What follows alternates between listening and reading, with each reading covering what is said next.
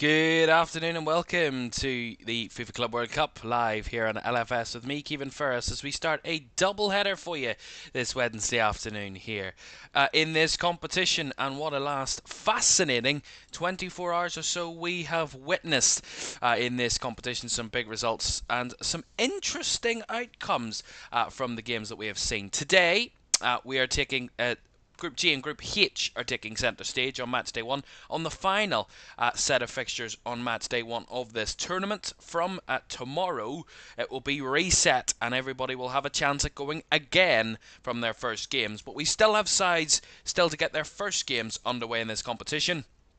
And to European sides, the most recent holders of this competition, Manchester City and Real Madrid, who are also up there as one of the favourites to win this competition, are in action a little later.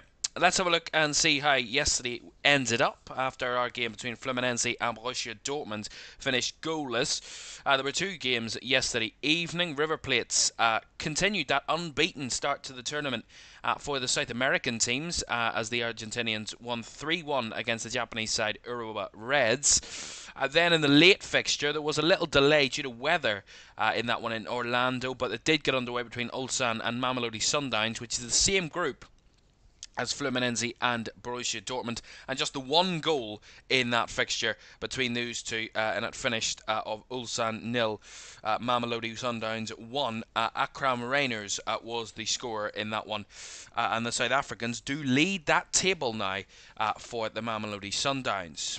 In the early hours of this morning, there was action in the group between Monterrey and Inter Milan, which is the same group as River Plate and Urawa Reds, and Monterrey and Inter Milan drew 1-1 in that game last night. That was in the early hours of this morning. This is the way it turned out. A very quiet game in comparison to the other games that we selected for our match recaps. It was all action in the first half. Monterrey did take the lead in that one. They took the lead inside 25 minutes when Sergio Ramos gave them the opener. But an equaliser just before half-time from Lautaro Martinez got Inter Milan back on level terms.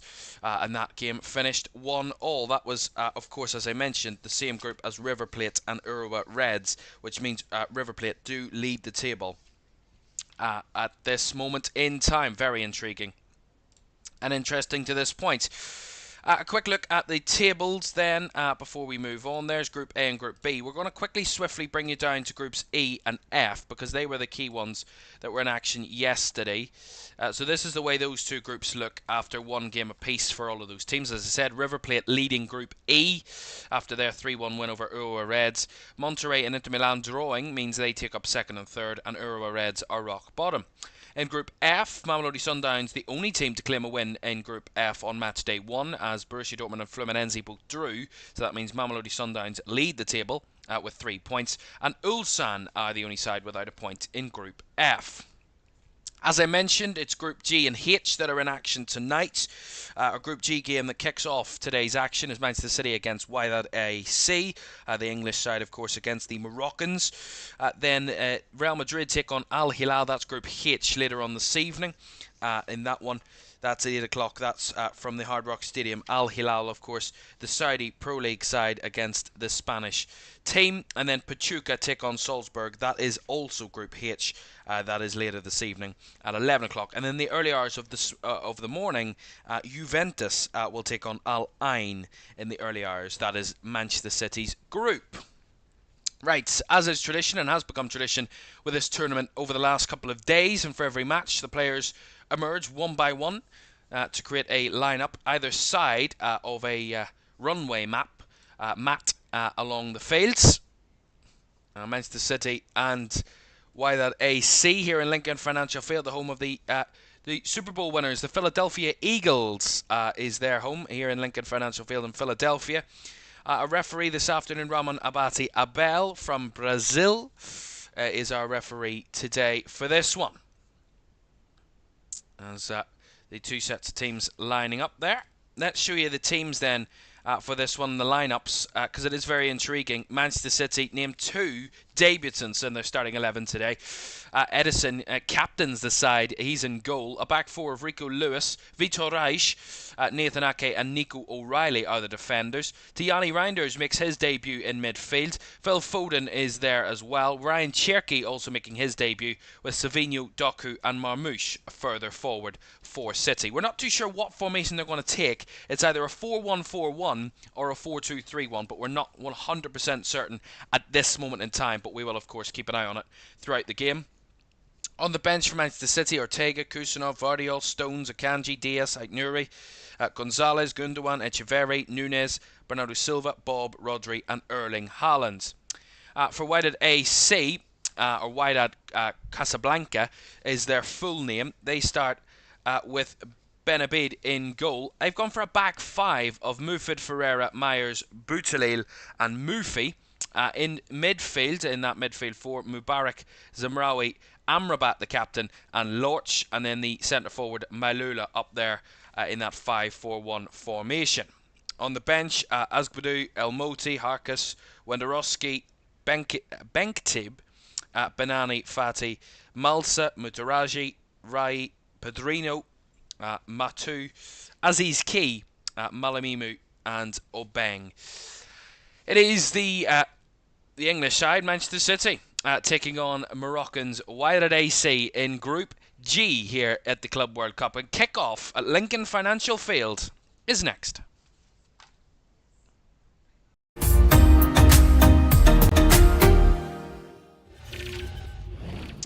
A very good afternoon. Welcome to the Club World Cup live here on LFS.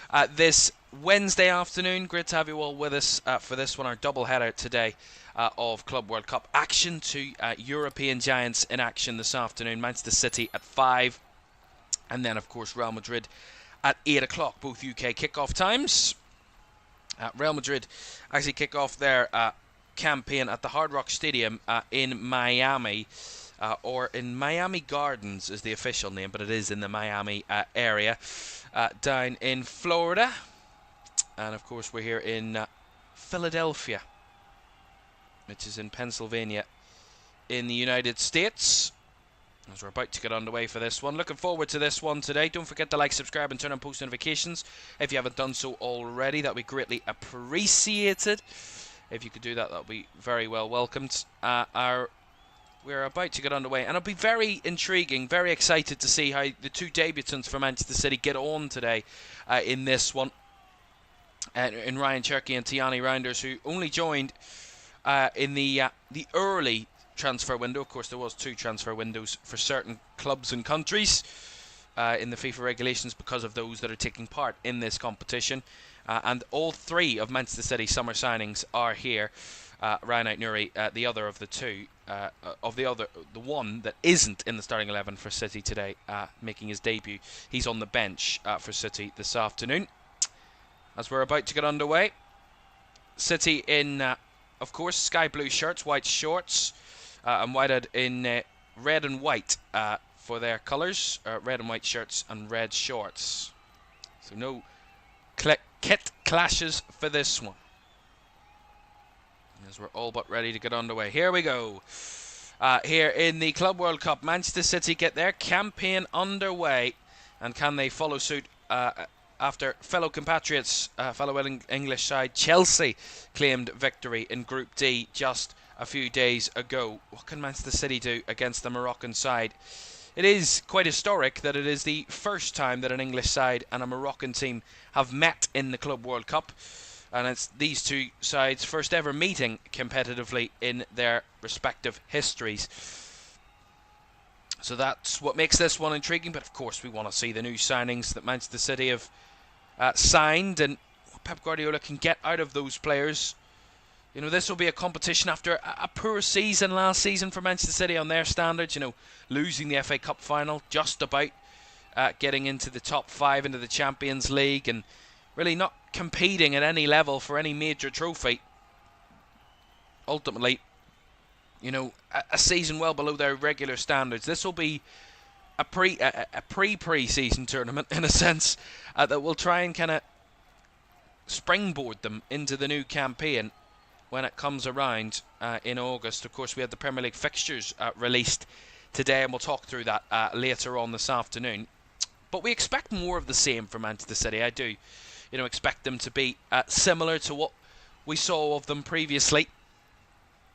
But it'll be interesting to see how the debutants work out today. That's why that sitting back. Here's Nathan Ake trying the ball out wide. Over the top it goes. It's Doku. Chips it back into the box, and the ball falling. It's Foden controls it. Now here, Savinho, and the effort punched away, but it's fine, the back of the net.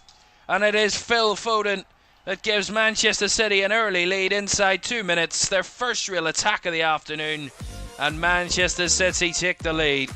It was Savinho on the right-hand side. He has his effort parried away by the Wydad goalkeeper, and it bounced out for Phil Foden in the box to slot home into the bottom left corner. Didn't take too much time. whatsoever for Manchester City to find the back of the nets. Yeah, it's good work from the wingers. A lot of criticism those wingers of City got last season in Doku and Savinho. Doku did well here, gets to the byline, cuts it back, and as it bounces, it's Foden that keeps it alive. He lays it off to Savinho on the right, and Savinho squares it, whips it across the 6-yard box. Punching away does the goalkeeper. He tries to parry it, but he parries it into danger. Foden on the half volley just slots it in the bottom left corner. Lovely goal. A good persistence from Manchester City, but from Wydad's perspective, it is definitely the most horrendous start to this game. You know you're going to be coming up against one of the best sides in the world, and you've already given them a lead inside 2 minutes. Manchester City 1, Wydad 0. And there you go. Surely the feeling for Wydad coming into this one was try and stifle Manchester City, try and stop them for as long as you possibly can. And look at that, their first real positive attack of the day, Manchester City. And they find the back of the net and take the lead. And it's a good goal for Phil Foden as well.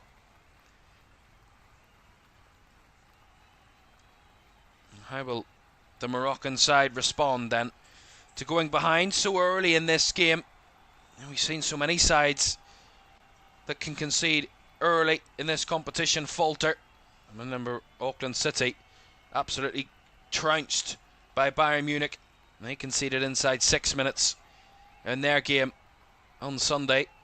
As Jeremy Doku was fouled there as he was trying to get back onto the ball. It's going to be a free kick.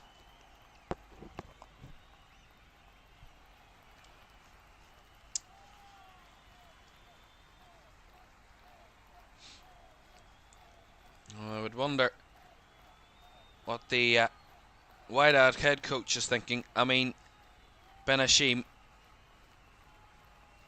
what would he be thinking at this moment?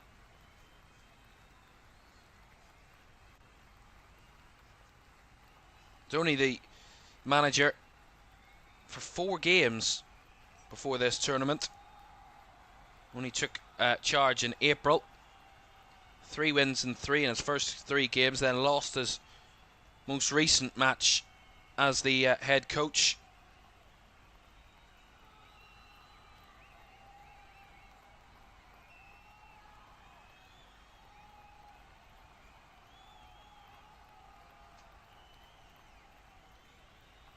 The ball worked back to Ben Abid in the Wydad goal.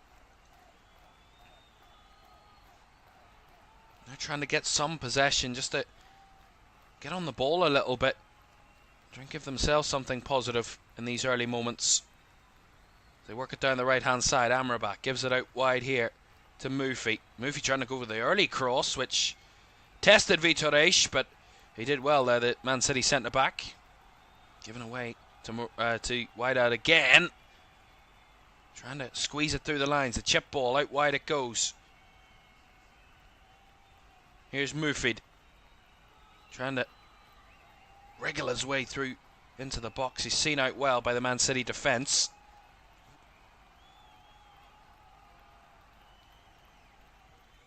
Just trying to pop it around, get it into any sort of space. Welcome in everybody joining us in the chat. Ryan says hello, great to have you with us, Ryan. Samuel again with us, great to have you with us again. 3-0 Manchester City is Samuel's prediction. Arab says this is going to be the same as Bayern Auckland. Well, it's not started pretty well for Wydad, but they've now they thought they'd got a corner out of that situation, but the flag's gone up for that had gone behind.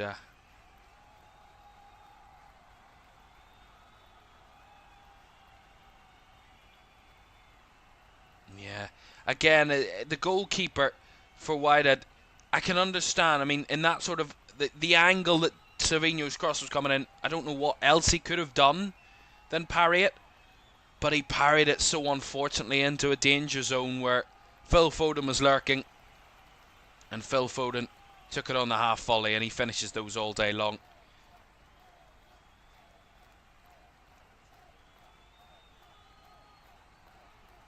Ball cleared away.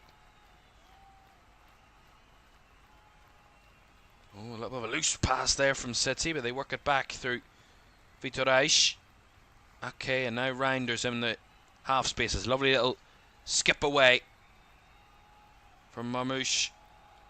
Now Doku. Reinders working it through. Again, they're moving it quickly, Manchester City. Savinho steps inside with Cherky. Now Foden. Looking for options as he strides back. He's under a lot of pressure. And he's going to get the foul there, Phil Foden. Off Zemraoui. Taking quickly. Here's Savinho again down this right for City. Stops, chops onto his left. Trying to return the ball. Lovely little combination. The shot is just wide from Omar Marmouche. A whisker away from a second goal for Manchester City. Lovely little combination on the right hand side. Savinho is having a great start to this game. Really good combinations on the edge of the box. And then it falls to Omar Marmouche. And the shot was curling to the far left corner, but it just curled wide of the post. Very good build-up play and approach play from City, and a decent effort from Omar Marmouche. But it certainly had Ben Abid, the Wydad goalkeeper,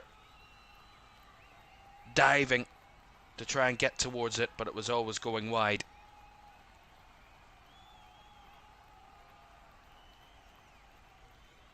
That was a good step across there from Wydad. He joined Manchester City in January, Wydad, along with a number of Manchester City signings. 19-year-old Brazilian.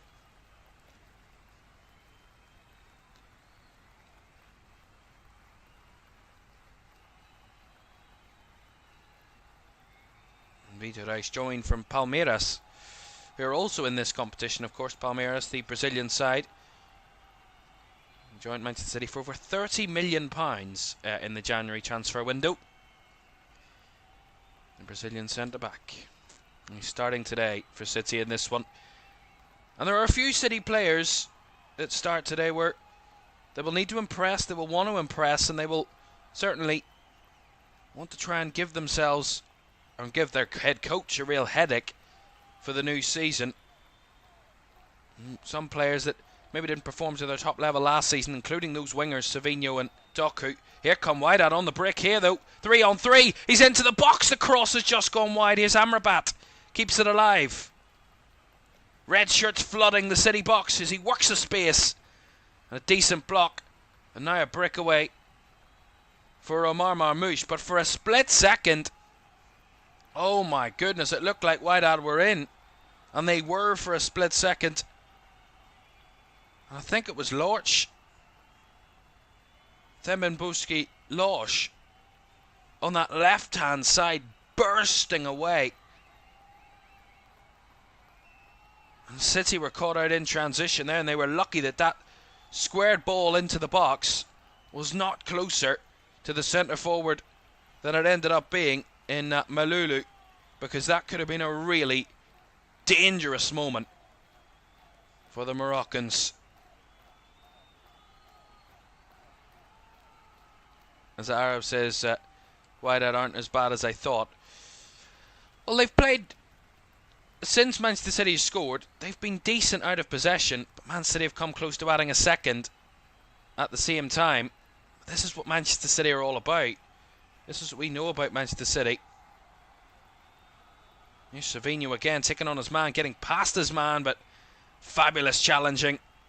When it looked like he had no chance, Mohamed Mufid did very well to block off Savinho at the byline and puts it out for the City corner.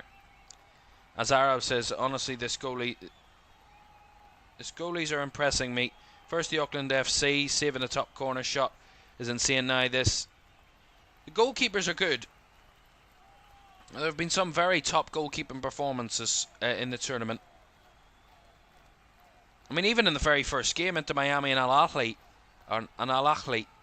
two very good goalkeeping performances, and that finished 0-0, of course. There have been games in this tournament where goalkeepers have certainly stepped up. So corner here, Foden to deliver. It was Cherky that was all over the back of the goalkeeper there, as that was cleared away by Wydad in the box. City will recycle it. Swung out to Doku on the left side, but couldn't really take control of it there, Jeremy Doku, and now Murphy comes away with it. Under pressure was Amrabat. Tussling and battling, and the referee says play on. They try the through ball in behind. Malulu was lurking. Now Amrabat's on it again, and he's played it through. Is he offside here? Flag stayed down. It's gone up now against the Wydad player. On that occasion, yeah, it looked like he was just offside.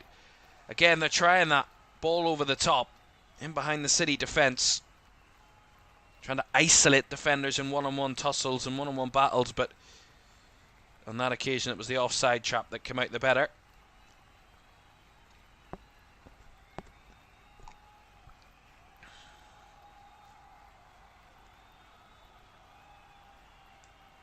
Forsaken, welcome in. Thank you very much for joining us. Don't worry, don't need to apologise for being late. Great to have you with us. Manchester City took the lead. They've scored at the moment.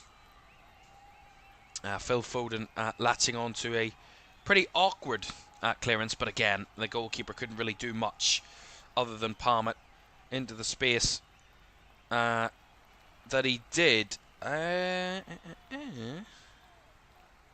We've got some news for you. We'll bring you some news in a moment. Some FA news and some involving Michailo Mudryk. I'll bring you in a second, because this could be interesting. Very interesting. That's why they're trying to go for the long ranger, and the keeper Edison was back, but Malulu spotted the goalkeeper off his line there in Edison, and he tried the audacious one. Yeah, Edison was always backtracking and always had it covered, but it was worth an effort, and he got a good connection on it. Was heading towards the target. And that bobbling ball took a last touch off a Wydad defender. That's going to be a free kick. Or a corner, sorry.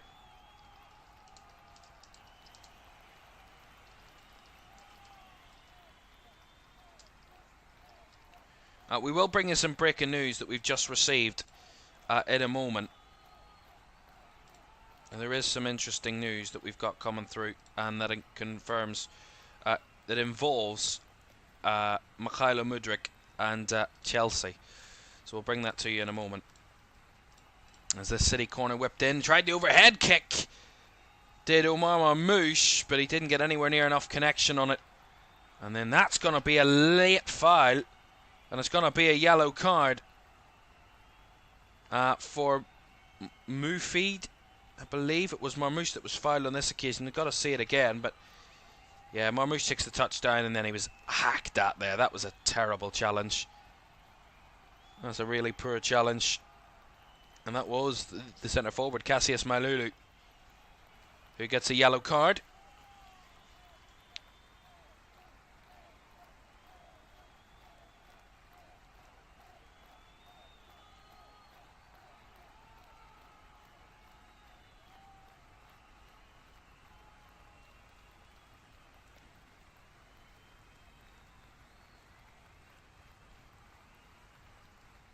Phil Foden over this free kick for City, just around the edge of the box, on the left-hand side.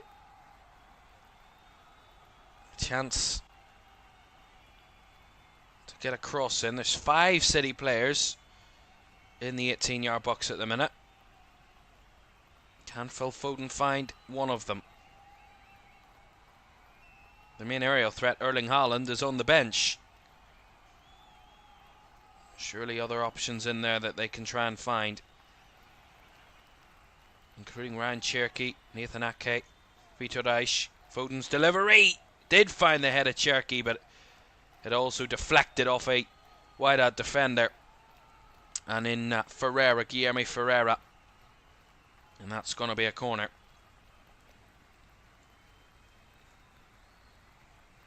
Yeah, lovely little delivery.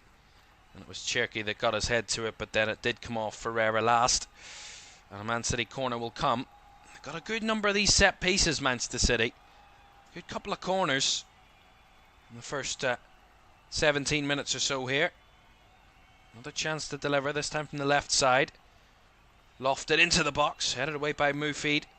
And the shot from distance was a bobbling one and caught in the end by Benabid, the wide-eyed goalkeeper.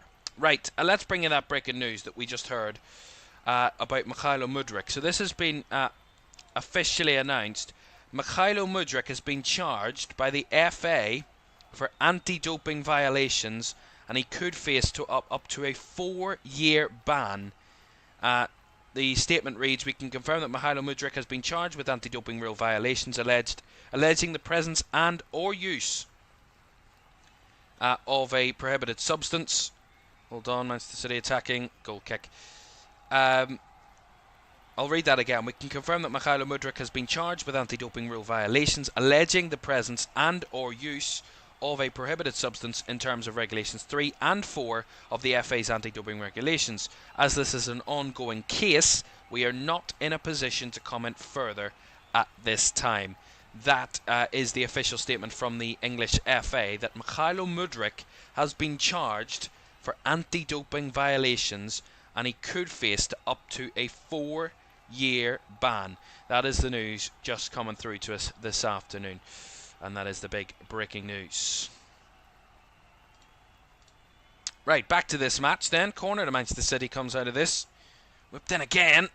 Ake's header! Just goes wide. Yeah, it was a good height, good strike with a head, but the accuracy was just off. Gets it back across goal, Ake. Did really well to skip away from his man, get up, meet the ball, and get a good header on it, but it's just directed slightly wide. That was all perfect right up until the accuracy of the finish.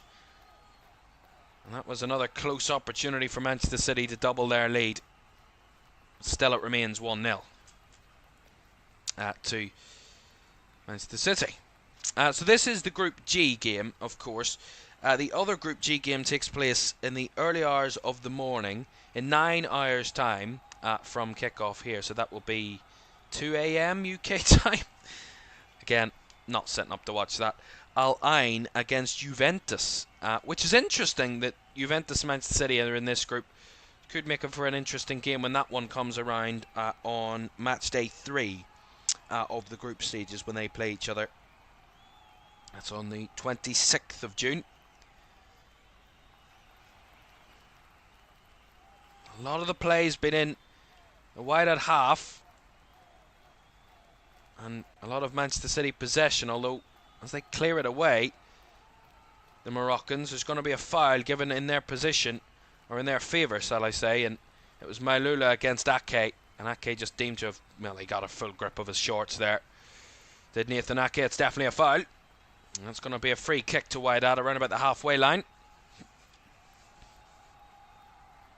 Chance to get themselves up the field. They responded decently well to going behind, and they had a very good breakaway chance early in the game, but Manchester City have slightly got back onto it and maybe threatened for a second goal, but I will see what Wydad can do in response to that good spell from Manchester City, as they've worked it out to the left-hand side here. Nice little 1-2, Lorsch over the top. Lorsch with a flick over the defender and another defender. And he sets up a chance into the box. Went down, no penalty. The referee collided. What has happened there? They wanted a penalty, but they're not going to get one. Right, we've got to see this again. So it works out. Ball chipped over the top. It's Lorsch with a ball. He flicks it over one defender, then another. Lays it off in the box. And then there was a player come running in. He gets brought down, the number 23. That's not a foul. And then they play it on, and the other player then runs into the goalkeeper, and he wanted a foul, but neither of them given, and just a goal kick to Manchester City. That was chaotic, to say the very least, but those two bits of skill from Thembenkowski Lorsch, the left winger, fabulous. Here's a breakaway for Savinho, well challenged. And the ball gets back to Benabid, wide-eyed goalkeeper again, as they try and retrieve some possession. Well, there is quality in this side. No doubt about that. There is quality in these this Wydad team.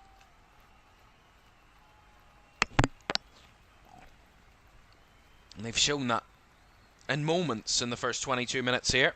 Yeah, they're on the move again. Amrabat down the right side. It's broke free here for Mofi into the box. Cuts it back across, and City scrambling to get it away again. And then there's going to be an offside flag up anyway.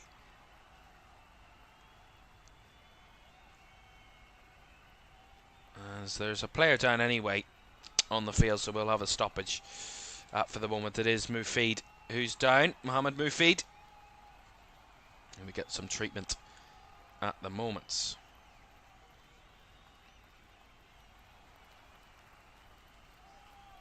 Now Forsaken predicts 3-1 to Manchester City. It says if Mudryk gets a 4-year ban, it might ruin his career. Well, we'll have to wait and see. They've only charged him, the FA, with those, so it will go to a court to decide whether he will be banned or not, or decide the full outcome. An independent panel, I think, decides all that. So we will see what comes of that, but it might take a good bit of time to decide it. But the FA wouldn't charge him if they didn't think that they had sufficient evidence to get him kind of convicted of those offences, and it could ban him for a number of years. But we will see what comes of that. Rohit says, can anyone tell attendance of the match? We'll have official attendance at some point during the game. They will announce it in the stadium, but let me find you. I can tell you what the capacity of the Lincoln Financial Field Stadium is. It's one of the biggest in the United States. 69,000 is the capacity inside Lincoln Financial Field, the home of the Super Bowl champions, the Philadelphia Eagles.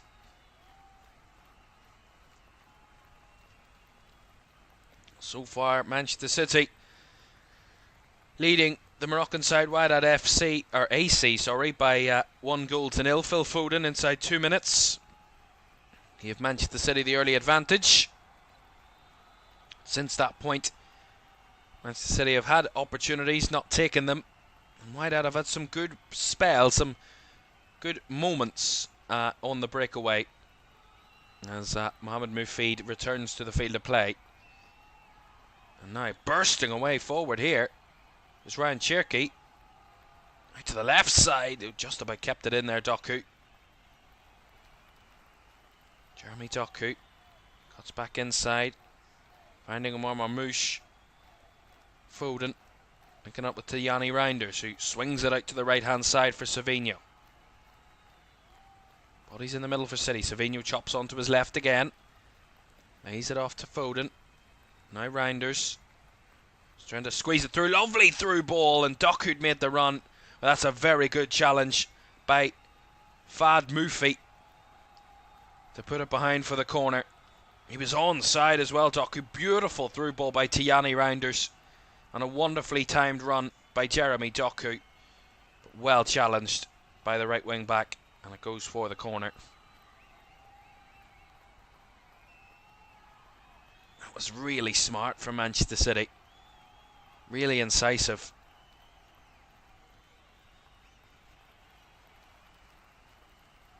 Let's see what this corner can deliver for City again. Right footed, a little deeper. Palmed away by the goalkeeper, Ben Abid. And hoofed up the field. Up the left channel for Wydad, but will be easily retrieved by Vitor Reis back there. For City, Samuel says, thoughts about United's new proposed stadium by Sir Jim Radcliffe. The stadium could be a good idea, but is that Manchester United's kind of main focus at the moment? I think if you're struggling to get cash and you're struggling with money, I don't think renovating a new stadium or to making a new stadium is the highest of concerns. But if that's what Sir Jim Radcliffe wants to do, it could work. Some are against it, some are for it. Who knows? We've seen historic stadiums being changed and being renewed over the years. And most recently, obviously, Everton moving stadium. So it's a proposal that some agree with, some don't. It splits opinion, I think. But for me, you know, I would be working out on the infrastructure of the club in terms of the in-house stuff first, rather than trying to finance a new stadium. Long-range effort there from City, from Marmouche, but well wide. But yeah, who knows what's going to come out of Manchester United in the next few weeks and months. You never really know what's going to come out of Man United, let's be honest.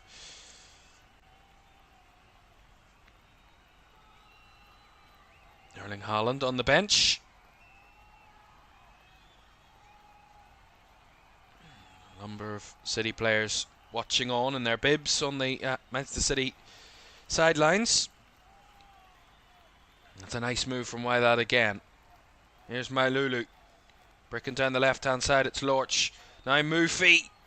Trying to get it into the box there, Mohamed Mufid. And it was well blocked at the near post by Vitor Reis. Goes out for the Wydad corner.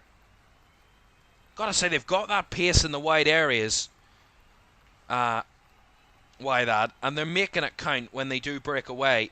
And Manchester City are looking a little bit vulnerable in those moments. Wydad using the most of their quality in those wide areas to make the difference at the minute. Corner taken short by Lorch. Looks out to Mufid. Goes for the early cross, but headed away at the edge of the box by Manchester City, who will now try and conjure a counter-attack of their own here. And there's breakaway. Here it comes. Marmoush trying to thread it through. What a challenge. What a fabulous challenge. There were two City players, Doku and another, running into the box, and Marmoush tried to measure it, and that was a fabulous challenge by the one and only Wydad defender that was back there. That was a confident breakaway for City, but on that occasion it didn't quite work out. It's Wydad with a switch ball out to the right hand side here. Two bodies in the box, going for the early cross, slow and hard, but away by Ake. Brought down by Amrabat. He's lost out in a one-on-one battle there with Doku. And that's going to be a foul on Jeremy Doku, as Amrabat deemed to have committed the foul there. Yeah, he was beaten, and then he just kind of body-checked him. Nordin Amrabat there. Yeah, it was definitely a foul. For seconds, Sundowns are top of Group F. Yes, they are. Mamelodi Sundowns after their 1-0 win over Ulsan last night. And with Dortmund and Fluminense drawing 0-0 yesterday. It means Mamelodi lead the table there. Samuel says they need a squad rebuild. Well, yeah, Man United do need a squad rebuild, no doubt about that. They're completely in the shit with that sort of situation. Where did they even start? That's the big question. You know, they've already made some proposals and some moves, but you know, where do you even start with Manchester United? Chip ball over the top there from Reich, but nicely defended again back there. This time by Boutouil.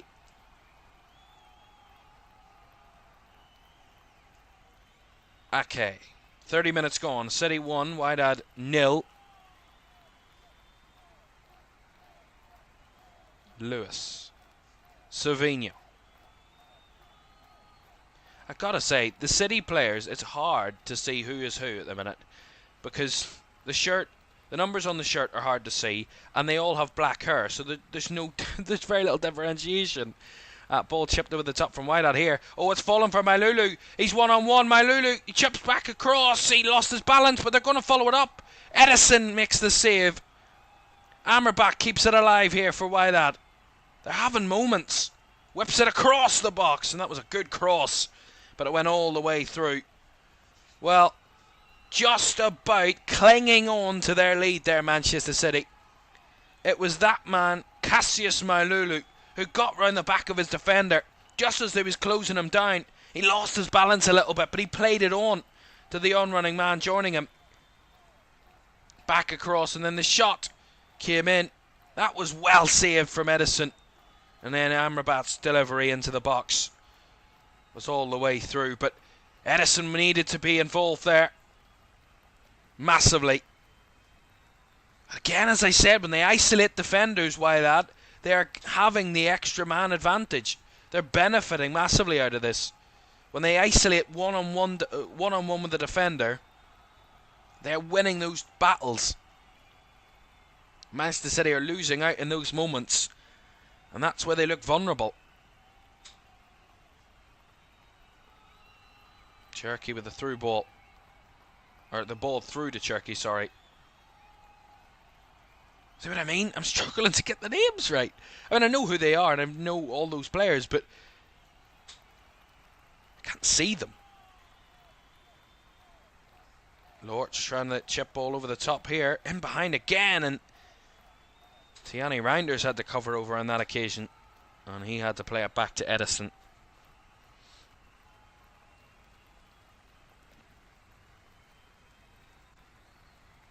As Samuel says, 3 defenders and at least 2 strikers, 2 new strikers, and at least 1 solid holding midfielder. I mean, yeah. Were you going to find any new striker at this rate that is good enough in the Premier League, that is good, will get Man United back competing in the top half, at least for European places? Or are you going to find 1, never mind 2? A solid holding midfielder is a good option, but is that what Ruben Amorim wants? Does he want his midfielders to be more attacking? That's as well. You know, is he going to stick to this 3-4-3 system? Because if he is, it looks like he will. But if he is, they're going to have to recruit based on that system. And to me, that seems a little bit naive, because with Man United's history of sacking managers, if you then sign a load of players for a back 4 or a back 3, back 5 system, and then you sack the manager and then you go back to a back 4, then you've wasted even more money. In the same way, they recruited a load of players that were for a back 4 system last summer and have brought in a manager who plays a back 3, and a lot of them don't fit that system. It just seems like in every situation, Manchester United can't run the football club consistently. It's always, there's a big change. There's always a big cultural shock, the Man United system, in recent years. Well, there's Pep Guardiola in conversation with Pep Linders, the former Liverpool assistant coach. He's the new assistant at Manchester City. They're in conversation there on the sidelines. That long clearance by Benabid was just overhit. Out wide it goes.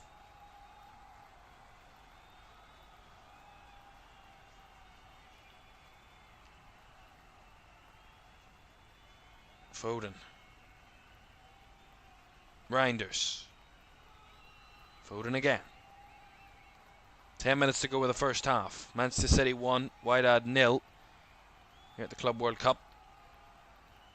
City's first group game as they lose the ball in a tight space in midfield again.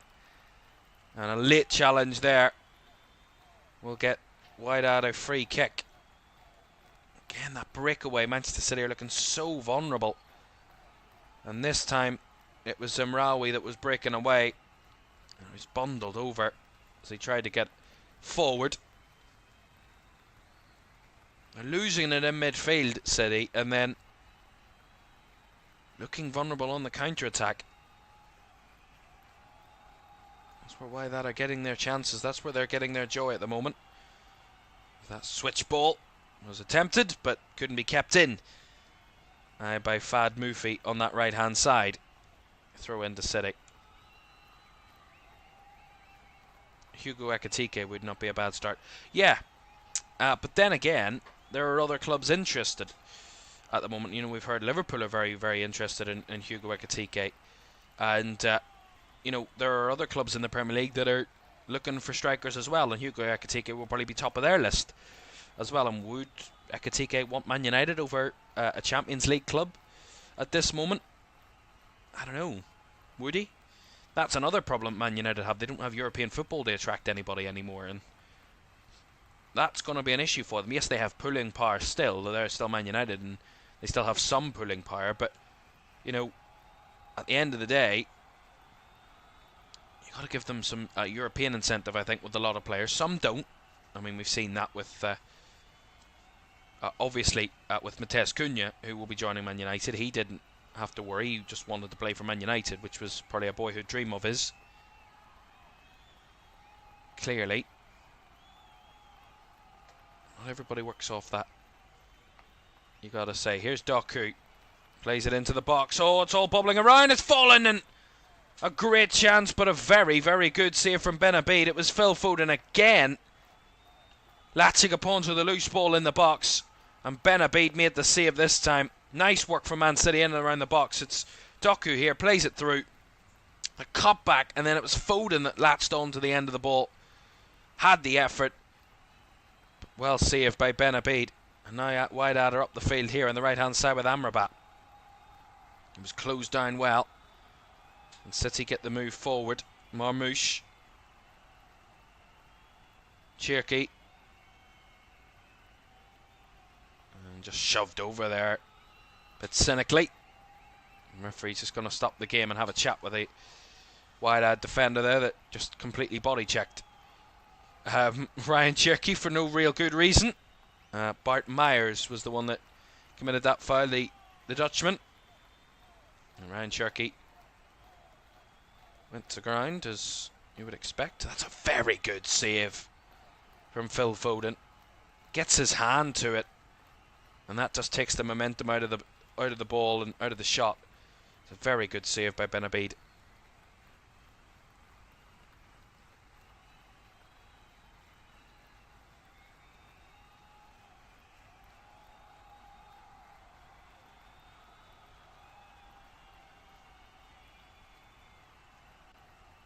Cherki linking up with Foden, but again the return ball was just a little bit loose and they were able to win it back there through Mubarak. And that just, again, Man City committed the foul and give it away cheaply.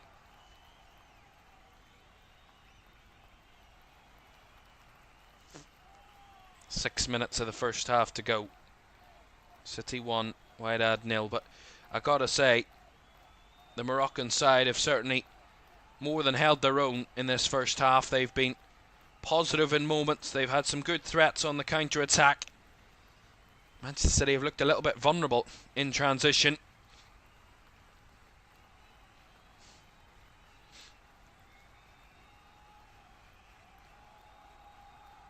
You always feel Manchester City, even if they aren't completely dominant, they can still snatch a goal, they can still steal a goal from nowhere with the individual quality they possess. They can still snatch a second and settle the momentum in their favour a little bit more. Here's Reinders. Out wide it goes to Savinho. Savinho trying to work it towards the box. Has to cut it back to Cherki. Through the lines. It's nice combinations, but again, nicely defended. Back there as Amrabat tried to break away, but he didn't get very far. Back out wide now to Doku for City. Works it into the box, linking up well with Marmoush, but not getting very far. Cherki now lays it off to Lewis. Nice Savinho. City trying to up the ante at the moment, but running into red shirts every time they enter the box as Savinho breaks away from a challenge. Works it across to Cherki. Trying to find any freedom of space as he plays the ball in behind, and the confident and necessary challenge by Mohamed Mafid puts it behind for the corner.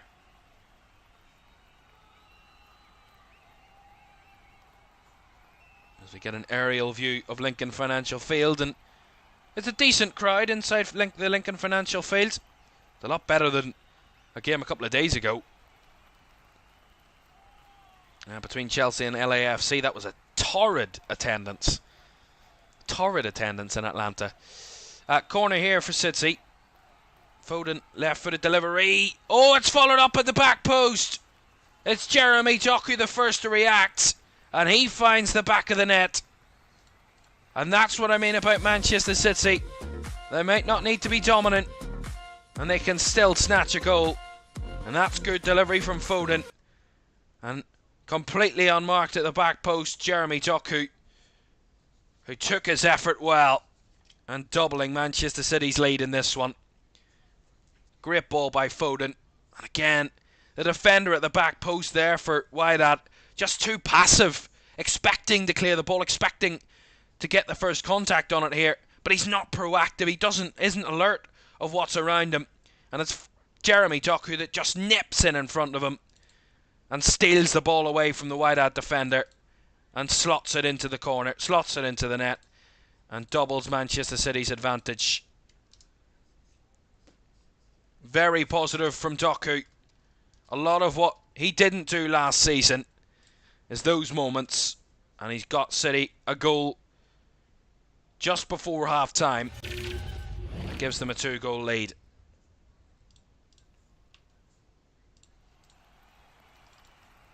Very, very good from Jeremy Doku. Didn't have, as I said, the best of seasons last campaign at Manchester City. So just 3 goals in the Premier League and 29 appearances last season did Jeremy Doku. Actually had double the amount of assists that he did goals. 6 assists. The Manchester City man. And he's given Manchester City a 2nd goal in this one. And Phil Foden involved in both goals in this first half, scoring and assisting. And that's what sees Manchester City lead by 2-0.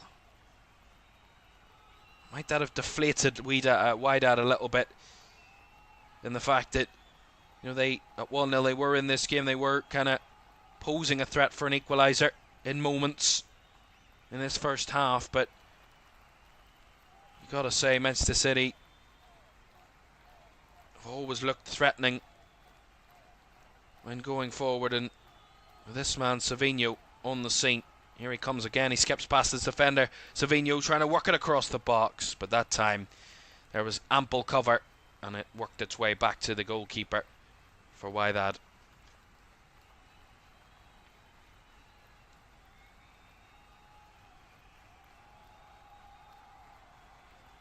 Ball down the right hand side there from Murphy towards Amrabat, who felt he was dragged back by Nico O'Reilly, and the decision does go his way there for the Wydad captain. Yeah, he was kind of held back there by Nico O'Reilly, certainly.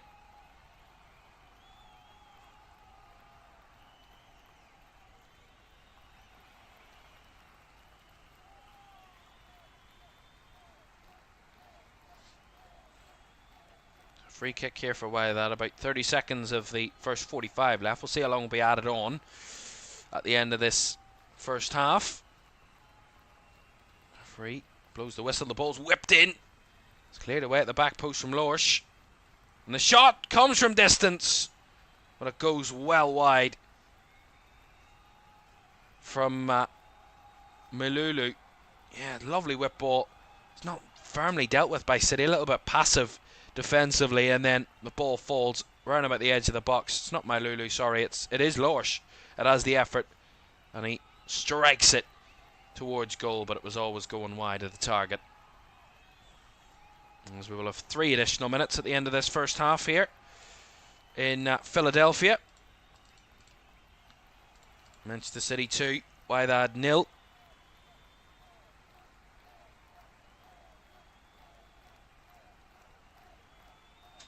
Savinho again, torrid down that right side, whips a ball in. Doku with a header, but off target from Jeremy Doku.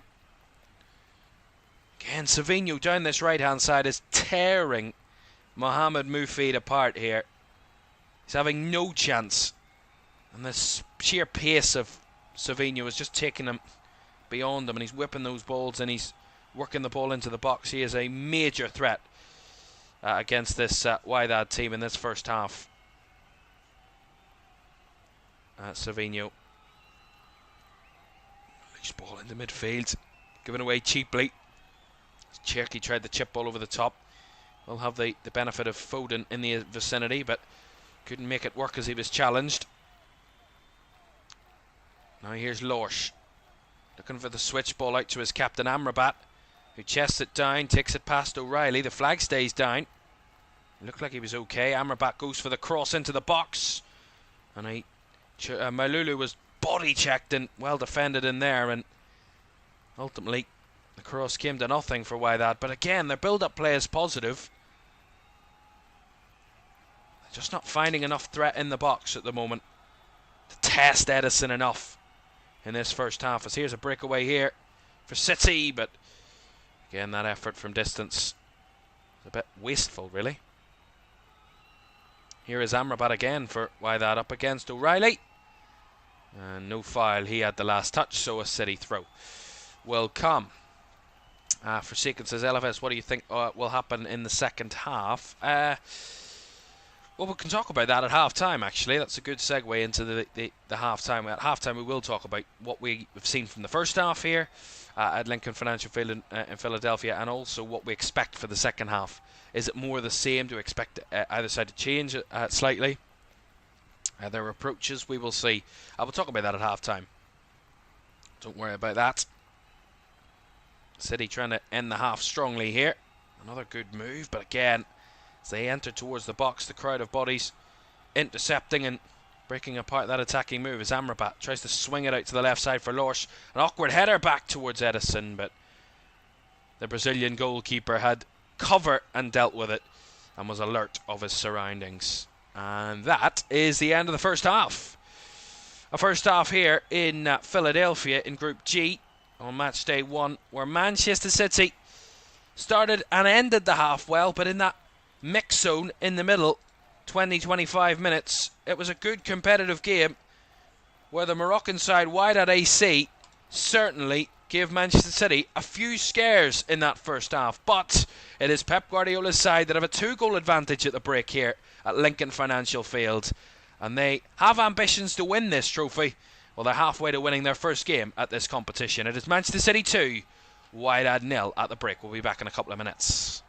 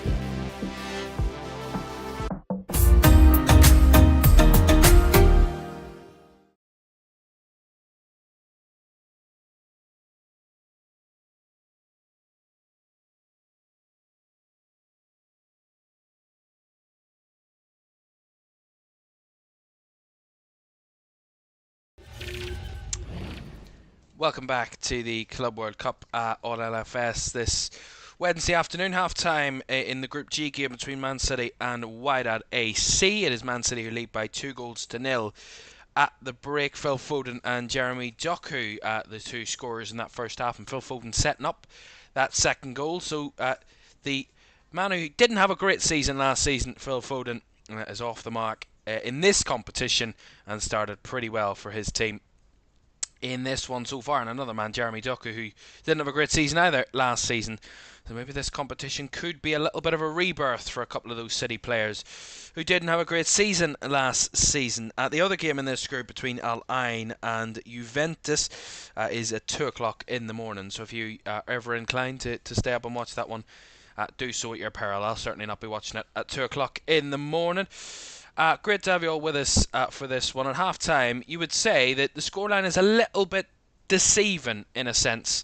That overall, Man City started the half well and ended the half well, but in between, it was a lot closer, a lot more competitive, and Wydad certainly had many a chance, about 2 or 3 really good chances in that first half to get a goal, and it was just their kind of clinical edge in the final third, their mistakes in the final third, like maybe the last touch was a little heavy, or the shot was a little too close to the keeper, or they just didn't get the passes right.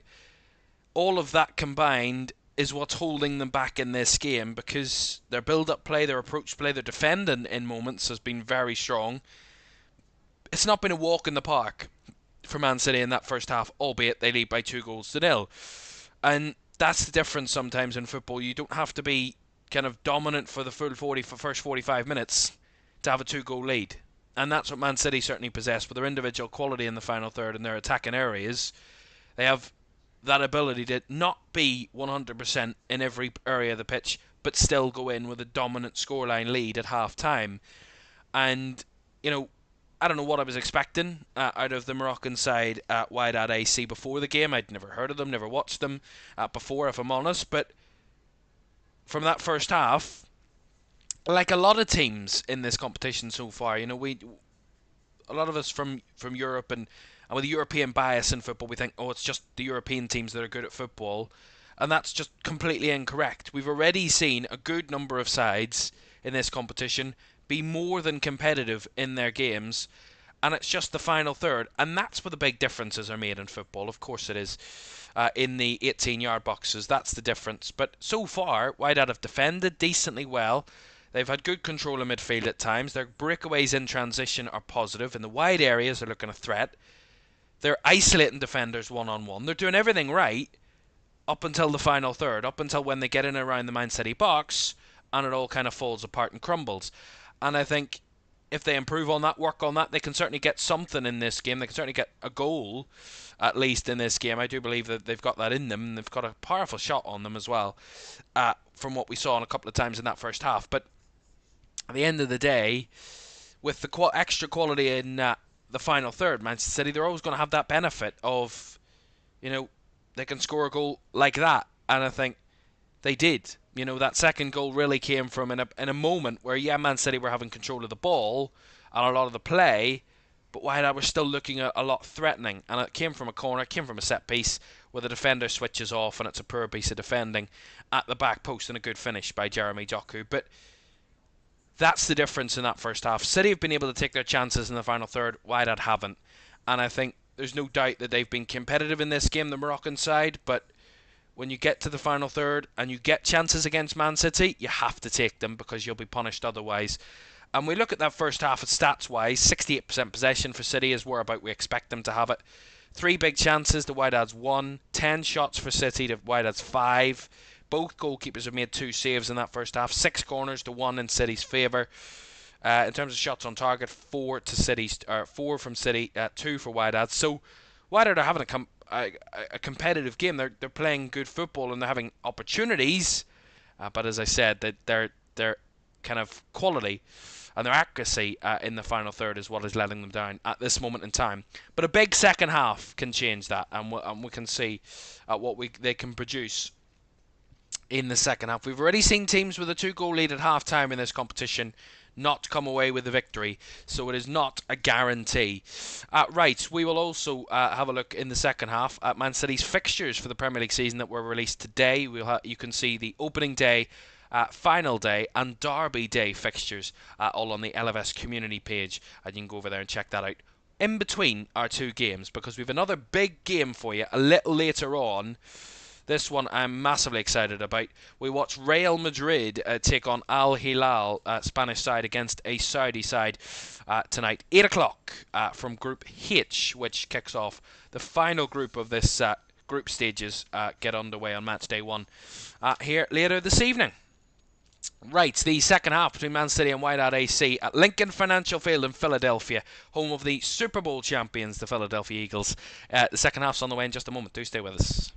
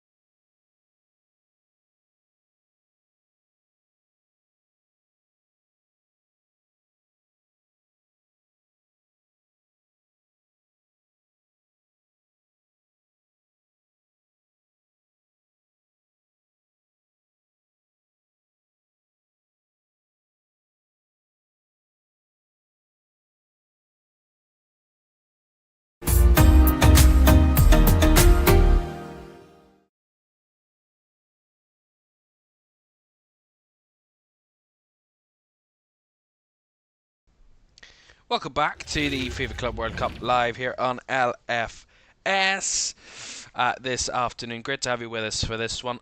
One game coming up a bit later on for you. Real Madrid against Al Hilal kicks off in just under 2 hours' time. That one taking place at the Hard Rock Stadium in Miami to kick off Group H. Pachuca and Salzburg are also in that group. Their game's at 11. And then at 2 a.m. in the morning, rounding off match day 1, Al Ain against Juventus. That's in the early hours of tomorrow morning in Group G.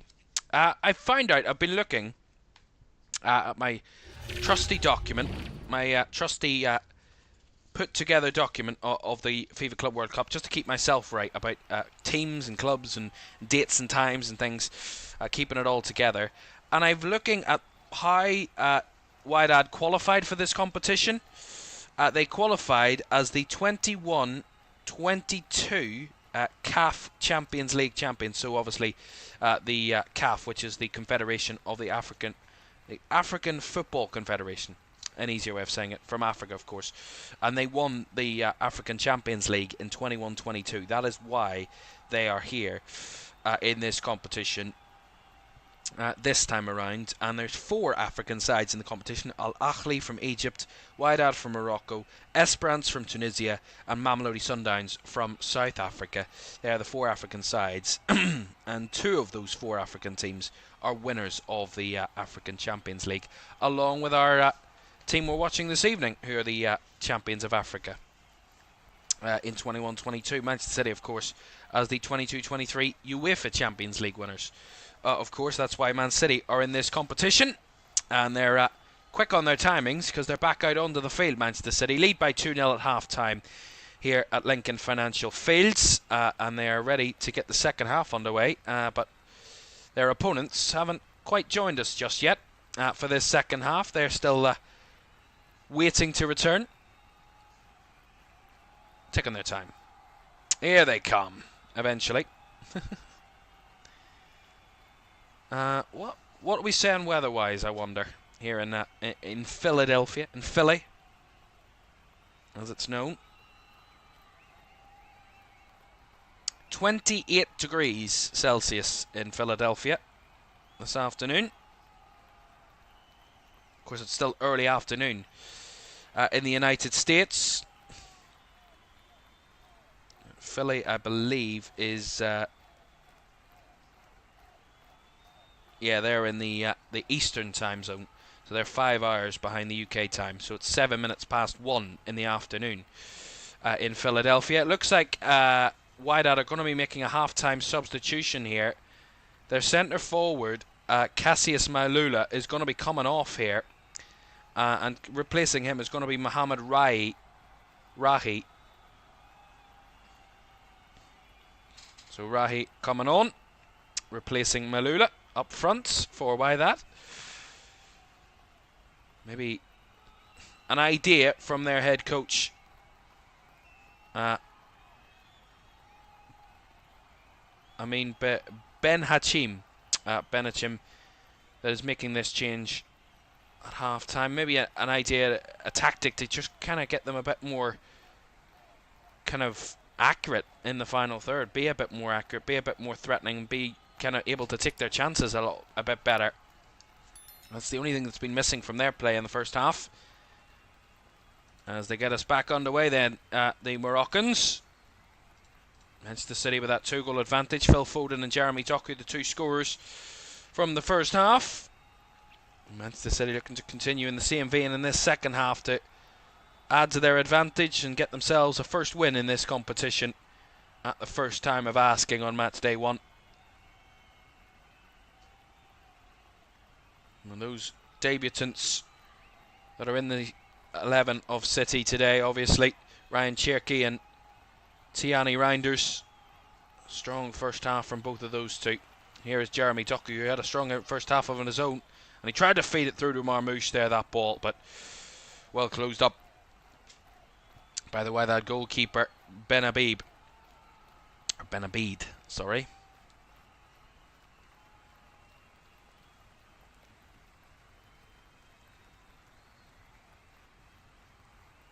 And welcome in, boss. Great to have you with us again. Thank you very much for joining us. Here's Amrabat. One for the early cross towards the box to find Rahi, but nicely intercepted. And the wasted effort, really, from a long range out there from Midfield. Goes well wide of the City goal. No real threat there. From the left wing back. No changes for Man City at half-time, so the same 11 that started the game is the 11 that starts the second half.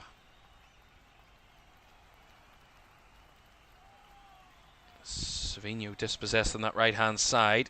Chance for Wydad to make the move down the left here, but challenged by Vitor Reich. Just about blocked off the ball, but it's still alive here. And the shot from range has gone over the top again.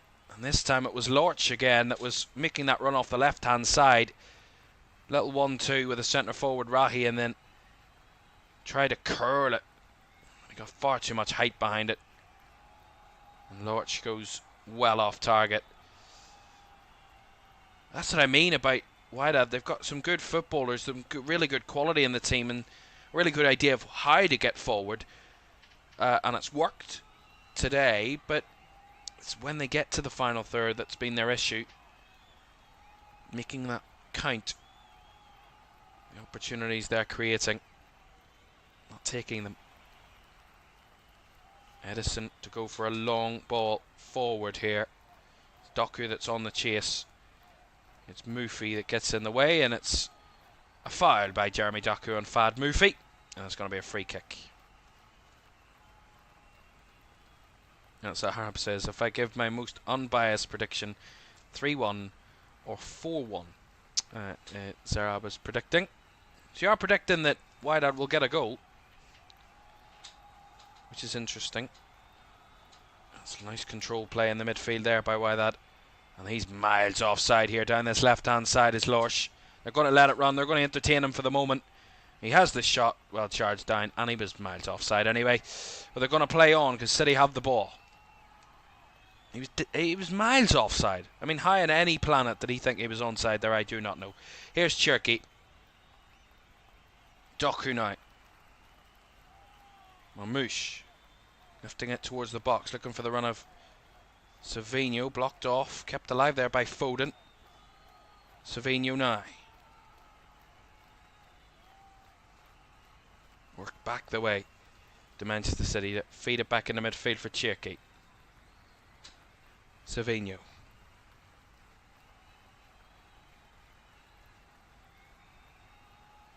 Lewis plays it out to the left side for Doku now. Back inside to O'Reilly.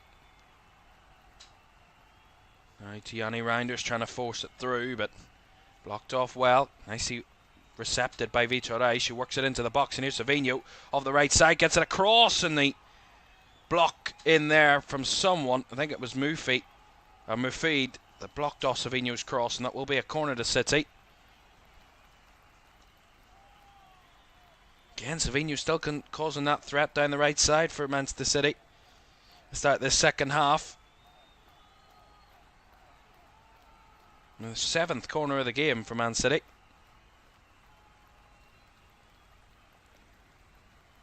Corner on the right side, left-footed, whipped in, and the header is over the bar there from Vitor Reis, the centre-back.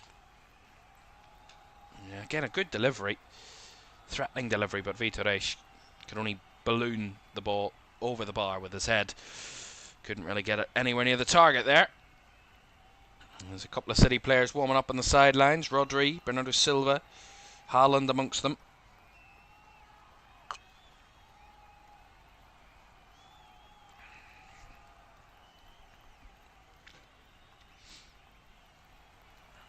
That's why they're playing it out from the back here.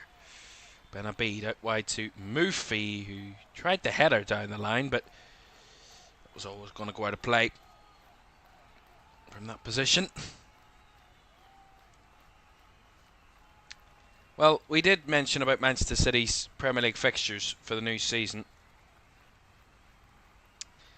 The fixtures were released, of course, this morning in the UK, obviously, with the Premier League announcing fixtures for the new season. Man City head to Wolves on the opening weekend of the campaign in a 5:30 game on Saturday the 16th of August. They head to Wolves. Their first home game of the campaign is against Spurs on match day 2. Then they head to Brighton, have the Manchester Derby on match day 4 at the Etihad, before they head to Arsenal in their 5th game. So they've not got an easy start at Man City. For their first 5 games, I'd say, are very interesting and intriguing fixtures, as that's a ball in behind for Wydad, but too far away from the attacker. He was offside anyway, and the City goalkeeper Edison got to it first, so that all comes to nothing. But yeah, Wolves away for the opening game of the season for City. There are no official Boxing Day fixtures for this season. There is a fixture on the 27th. City head to Nottingham Forest on the 27th. They start 2026 with a home game against Chelsea in the Premier League, and then they end their season next season. The final day, they host Aston Villa at the Etihad on the 24th of May next season.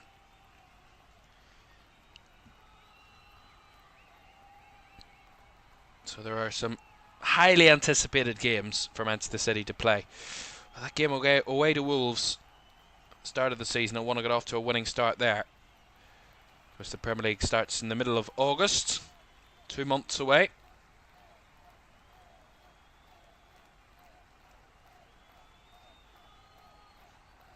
A long time to go until that's applicable, as there's another offside flag here. I mean, they're trying the balls in behind again. Why that? I think either Man City have come to grips with it, or they're much worse at playing that ball in behind than they were in the first half, because this is 3 offsides in the first 7.5 minutes of the second half for the Moroccans. And I've got to say, their head coach is sweating like a pig on the sidelines there. Wasn't a good idea to wear a dark grey shirt on a day like this in Philadelphia, I can tell you that much, as he is certainly not looking the most comfortable on the sidelines there, the Wydad head coach.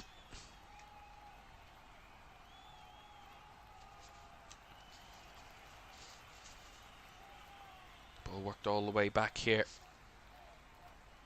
to Ben Abid. Oh, that was poor out from the back there for City from Nathan Ake. That went straight out of play for a throw-in. Well, the heat, of course, will affect these players, the Manchester City players, who are, some of them, quite a lot of them actually, not used to playing in this heat. And the heat that is felt across a lot of the European sides won't be used to heat like this. Oh, it's a cheap giveaway at the back there from the keeper. And it couldn't return it home, Jeremy Doku. Ben Abid had to make the save, but he made the mistake in the first place. See this here. Pays it out. Oh, it's a cheap giveaway by the defender. Fad Mufi. And then Jeremy Doku tried the effort. That was a poor effort, really, from Doku. And look at Pep Guardiola's face. Couldn't believe that he didn't find the net there, Doku. And Ben Abid had to make the save for the corner. Left-footed delivery. Headed away at the near post. It was Meyer that got that one away. Marmouche interchanging between the lines, and he couldn't feed the ball through, but he gets a throw in off a deflection. And there's a Wydad player down at the moment, so he will have to receive some treatment we would expect.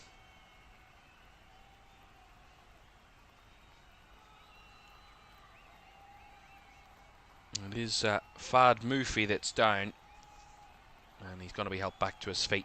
Doesn't need any treatment at the moment. So Arab says Wydad need to take their chances more seriously. I mean, they are getting plenty of opportunities, but they can't finish. Well, yeah, they're getting good opportunities, but just wasteful with them at the moment. Manchester City just having a bit of fun out there. They're not under very much pressure at all, really. Here's Doku off the left. Mufi back into the action. Defending strongly against Jeremy Doku there. As Reinders got it off quickly. Lewis. Now at the right side, Savinho. Back inside it comes. Foden will effort. But he had it blocked and charged down. And then Savinho there as he controlled it. Used his hand in the process, so that's going to be a free kick. Been another kind of warm day here in the UK. Not as warm as it was the last few days. It's going to get warmer tomorrow and Friday, but wow. I mean, it's nowhere near as warm there as it is in Philadelphia, but it is still warm for our standards. Us pasty white people in the UK, we're not used to this weather, especially not here in Northern Ireland. Not used to it. Well, it's a bit cloudy today, but it's still warm. Look at those Wydad AC fans in that stand behind the goal. A sea of red supporting their side. And a part of me spots an interesting flag that might cause a few concerns. Let's just say it's there on my shirt. That flag that politically has a strong stance. And rightfully so. And one man who has a strong stance on the situation in the Middle East is the Manchester City head coach, Pep Guardiola. He's had a lot to say on the situation, and only what any human would believe and feel. You gotta say.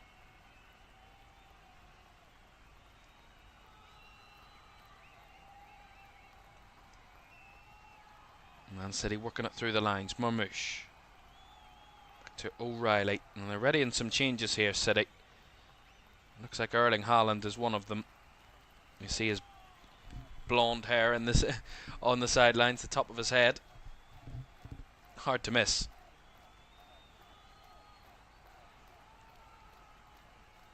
He's keeping it moving, City. Well, they're at the minute they're in no pressure to try and kind of override this in a way, or kind of make too much of this. They're comfortable. They're not really under too much constant threat at all, and they're just happy to kind of play it about here, City. They're under no real pressure to force a third goal, and that's why they need to change it by this game. They need to try and get a goal back, or try and put pressure on City to make them force for a third. Try and make them work for it. A minute, they're just not having to do very much, City. And here's Savinho again down the right side. And on that occasion, he was well challenged. He felt there was a foul, or at least even a corner, but the decision is a goal kick, and certainly no foul. As City are going to make a triple change here, it's going to see Erling Haaland, Rodri, and Oscar Bob coming on for Manchester City. So Ryan Cherky's coming off. He's going to be replaced by Erling Haaland. Oscar Bob is coming on. He's entered the fray, but Phil Foden's coming off. And the third substitution for City is going to see Rodri coming on, and he's going to be replacing Jeremy Doku. So Foden, Cherki and Doku all off, and Haaland, Rodri and Bob all on for Manchester City.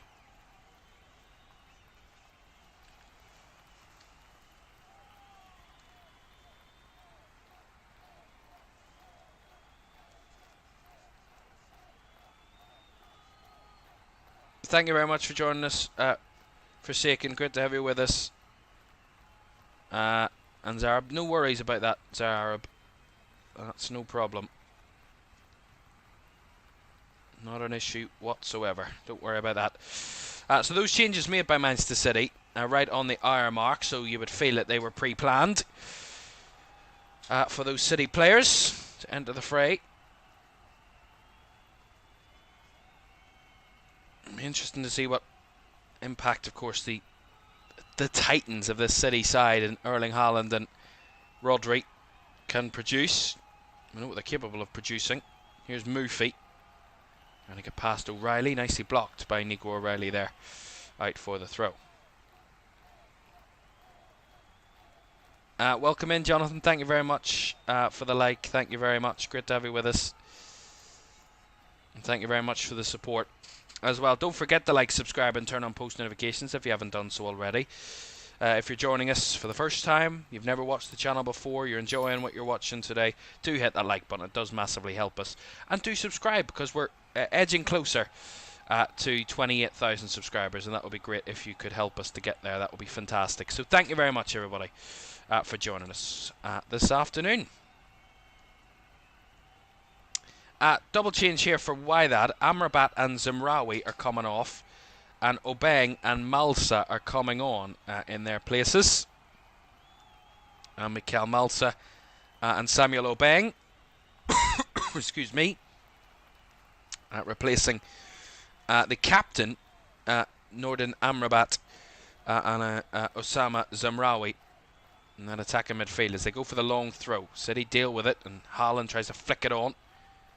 Trying to combine with Marmoush, but the Wydad defenders retreating and retrieving the ball.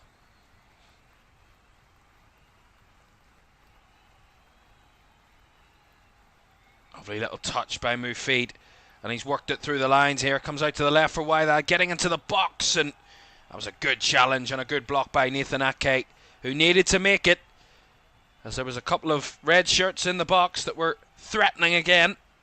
And it goes behind for the Wydad corner. Again in those wide areas, moving the ball quickly. And they're going to commit a good few bodies into the box here, the Moroccans. 5 in the box, 3 on the edge. Now 6 in the box. Whip ball in. Flicked on at the front post, and another header.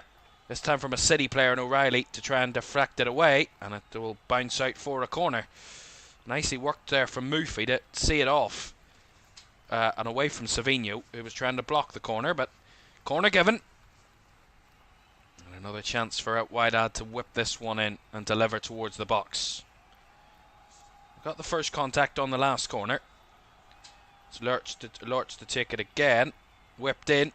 Free header at the back post, not cleared away, and then it eventually is, and there's going to be a free kick anyway for Man City, as there was a shove, a push in the box on a City player. So that comes to a pretty lackluster end. Yeah, the referee spotted a push. Excuse me. There wasn't much contact in there, if I'm honest. Well, there's a brave man. A City fan in a sea of Wydad fans. It's like, where's Wally? But even more obvious. Spot the odd one out there.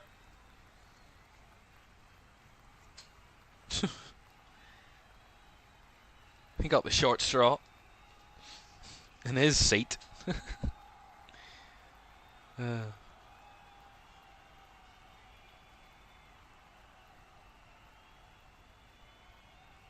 you got to say, with the way the groups have worked, of course, obviously 32 teams, 2 teams from each group of the 8 groups get through, the top 2 from each group, but the first match day games are huge because they're the pace setter for the group, because in a group like this, in Group G, you've got 2 European teams who will, of course, coming into the competition, be the favourites to progress, Manchester City and Juventus. But if one of those other 2 teams, in Wydad or Al Ain, can pick up a good result in match day 1, it could just make that job a little trickier, because those 2 top teams will have to play each other later in the group. So match day 1 is so important for setting the pace of the group and going, yeah, we're not here to play about, we're not here to just make up the numbers, we're here to compete. And I think we've seen that from a couple of games, Fluminense and Borussia Dortmund dropping points against each other. Mamelodi Sundowns knowing that maybe those 2 are the favourites to win the group, but they've drawn against each other. They've both dropped points in match day 1. Mamelodi Sundowns take the advantage.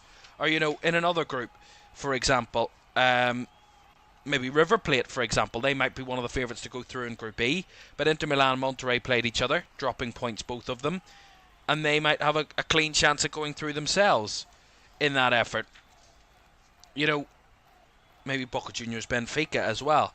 Maybe Benfica might be favourites with Bayern Munich to go through in Group C, but Boca Juniors holding them to a draw in the end. Probably could have won that game, Boca Juniors, if I'm honest. But, some of these key games in these groups where you'd think, oh, there's 2 European sides, they should win, they should automatically go through. But match day 1 is all about upsetting that, kind of going and putting your stall out there and going, yeah, this is why we're here, this is why we're in this competition, this is why we're competing. And from so far, Wydad have competed well, but again, it comes down to the scoreline, obviously, and they've missed chances today, and that's the simple part of it. They've still 25 minutes or so to make up for it, but you feel with Erling Haaland now on the field, maybe City are just a big chance away from a 3rd goal. And maybe just taking this comfortably home for 3 points, and if they're not already comfortable for the 3 points at this stage of the game. Remember as well, we do have another game coming up later for you. Real Madrid against Al Hilal. That kicks off the final group of the 8 groups in this competition. In Group H, Real Madrid, Al Hilal, and then Pachuca, Red Bull Salzburg as well in that group. Real Madrid, Al Hilal. 8 o'clock tonight, kickoff from the Hard Rock Stadium in Miami.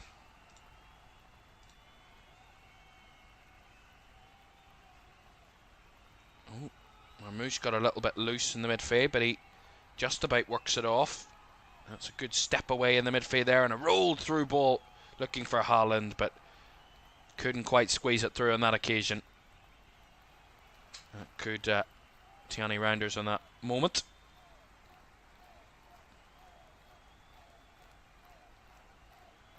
That's a lovely breakaway there from Midfield, and he was brought down as he drove into the middle of the box, or into the middle of the pitch, sorry, by Rodri, and that's going to be a free kick.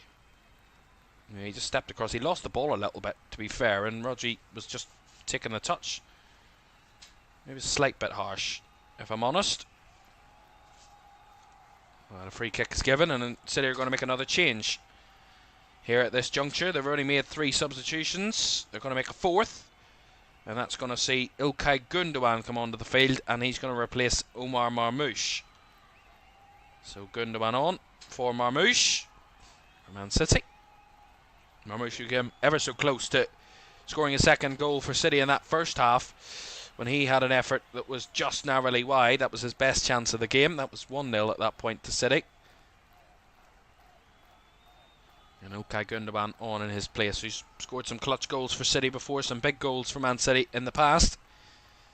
As there's a player here for Wydad getting treatment now, so we do have that stoppage at this moment in time. Well, what we can tell you, we won't be live tomorrow for any games, but we will be live back on Friday for more football for you as well here from the Club World Cup. So we will have football on Friday for you from the Club World Cup. Certainly, we will have Group C and D action for you on Friday evening.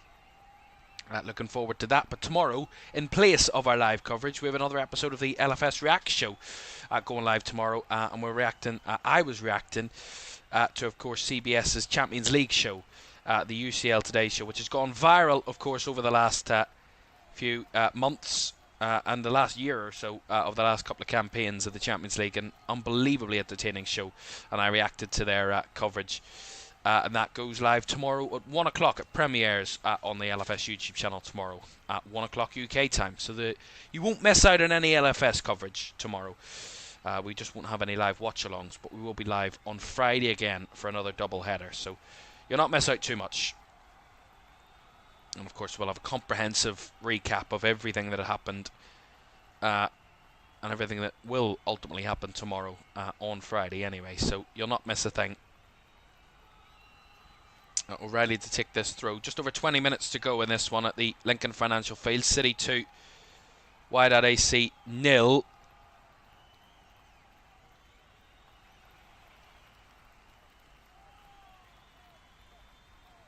At the moment, the second half's been a little bit more low-key, especially from City in that factor. They haven't forced a third goal at Man City, and they haven't needed to, really. But this game changes when the next goal, if there is another goal, it would change on that next goal. Because if it's 3-0 to City, if it goes 3-0, the game was all but done before, but it will be done after that. But if it goes 2-1, and Wydad get a goal back, then the game is most certainly on, and City have to up the ante again and have to work just to make sure that they don't get caught out here on match day 1.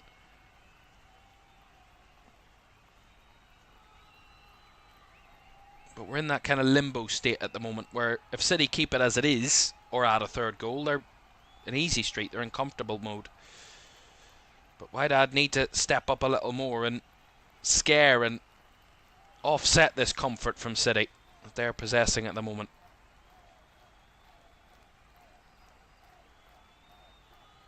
O'Reilly. Excuse me. Ake. Tried the ball out wide there to Yanni Reinders, but a little overhit. It's gone out wide for a throw.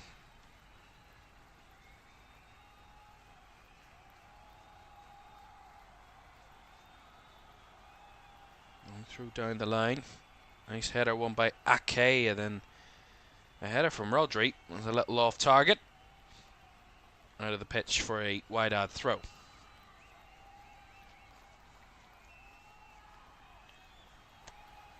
Wydad have 2 subs still to make. City with just the 1 left for them to make in this game.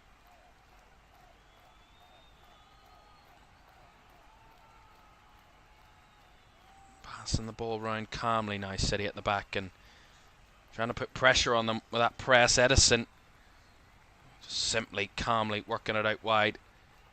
It's nicely worked by Bob, and now moving it through the lines.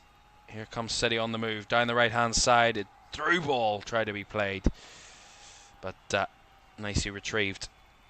Back to Ben Abid and the Wydad goal. Here comes Bob again for City. Got it in between the lines, couldn't quite squeeze it through though to Gundogan, and now the chip ball over the top here as Edison scrambling, and Edison takes the first touch and completely restores all calm and control. No real threats again there from Wydad. That ball in behind. City have certainly got to grips with that in the second half. They were struggling a lot with it in the first, but the second half, much less of a concern for Pep Guardiola's side. Here is Savinho off the left-hand side here. Working it back to Yanni Reinders. Now Rodri. Back across now to Ake. O'Reilly. Rodri. Savinho.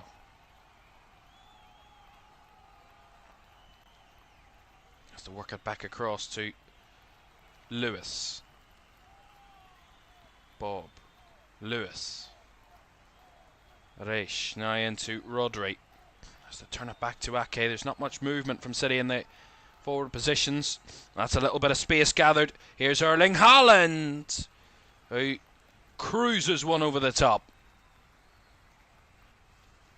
First real effort of the game for Erling Haaland since coming on.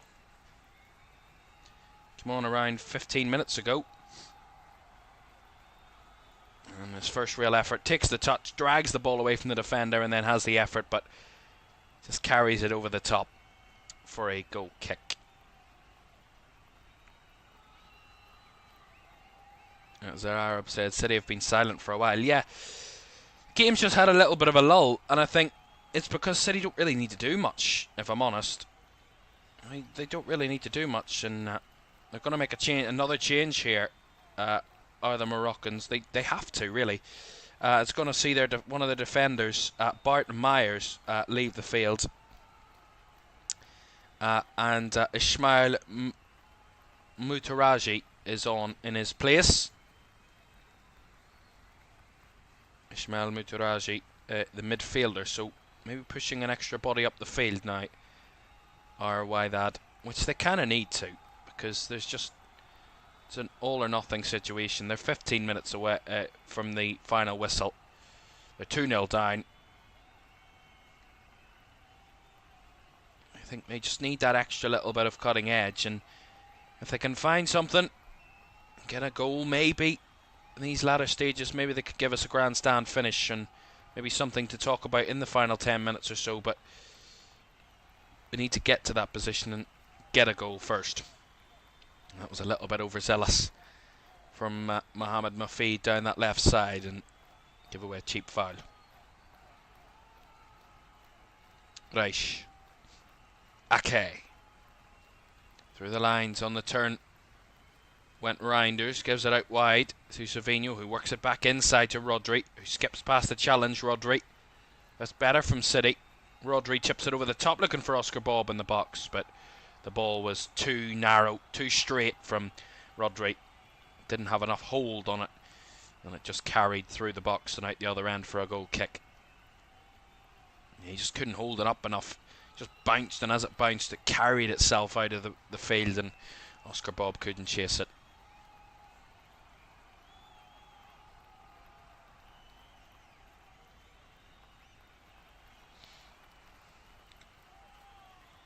O'Reilly. Oh, a little bit loose there from Rodri again, but Vitor Reich picks it up. Out wide it goes to Oscar Bob. As Arab says, when City scored the first goal, I thought it would be another humiliation 8-0 score, but I'm surprised.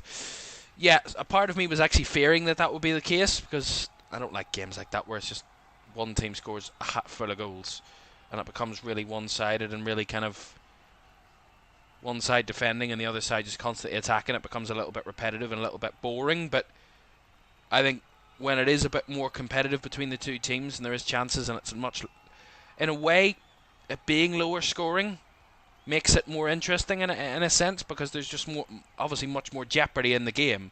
You get past 3-0 and there's no jeopardy in the game, and when you're 3-0 up so early, it just makes the game a little bit dull from then on in. But when there's jeopardy, especially as a neutral, when there's jeopardy, it just makes it so much more interesting. And you know, although there hasn't been major jeopardy in this game, but the first half was more than competitive, and the second half has been a little bit where Wydad have had one or two chances, but again, haven't been able to take them or haven't been able to do very much with them. And Man City really haven't had much to do either. They haven't really needed to do anything because they've got a 2-goal lead. We do have a stoppage here at the moment, as there was a flare that's gone off, so the referee's just had to pause the game for the moment until all is cleared on that side of the field. It's where those Wydad fans are sitting, on that far side, and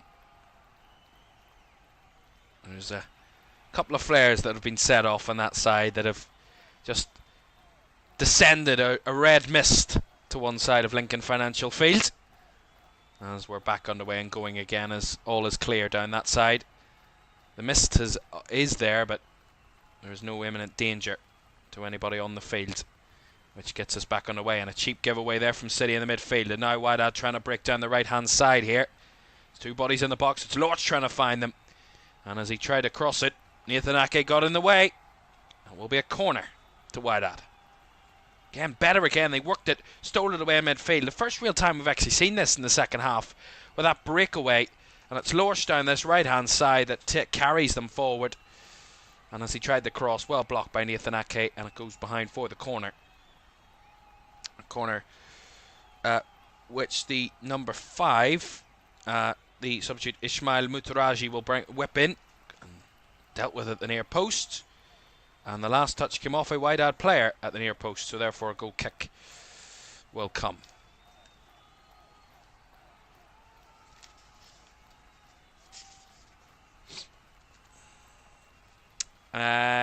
Yes, I've seen that the lineups for Real Madrid against Al Hilal are out.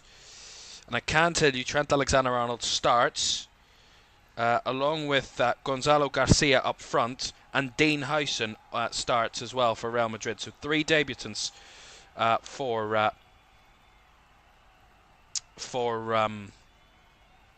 Real Madrid under, of course, Xabi Alonso. And we'll have a lot to talk about Real Madrid a little later on at kickoff there at Hard Rock Stadium. Is 8 o'clock this evening.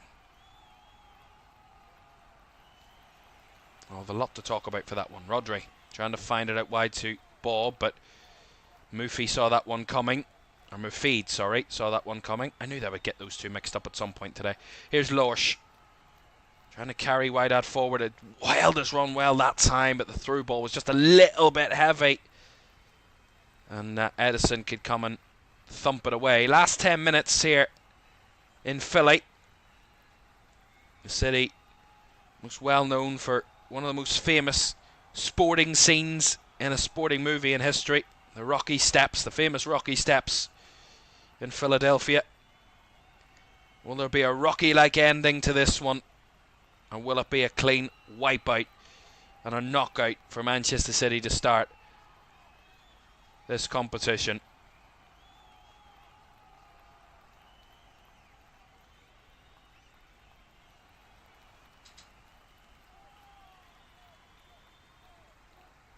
I love your questions, Zara, but you might not be joining us. I will actually answer this question then, because if you're not going to be joining us for the Real Madrid game, then I have to give you a bit of chat. Not going to completely deny you, but I was looking. I was interested by what you said there about the system for Real Madrid, and I was interested when I saw the lineups there. That I was interested as to why Xabi Alonso didn't go for the 3-4-3, and I was going to talk about that. But yeah, it means he's adaptable. That's what it means. It means that he can't just work on one system. He works with what's best at what he's got at his disposal. And at Real Madrid, at your disposal, a 4-3-3 system or a 4-2-3-1 system probably could work a lot better than a 3-4-3 just based on the players they have available. Considering they signed Dean Howson and Trent Alexander-Arnold, 2 big defenders, for a back 4 system this summer. So it means you're adaptable. That's what it means. And that's what all the best coaches are. They adapt. They don't just stick to one rigid system for their whole career. They can adapt to what they've got at their disposal. But we will, as I said, we'll talk more about that in the Real Madrid Al Hilal watch-along in about an hour's time. But I had to give you a little bit there, Zara, but if you're not going to be joining us. And thank you very much for joining us for this one. Don't worry, there's no pressure on joining us for any other game. Of course not. Yeah, it is intriguing.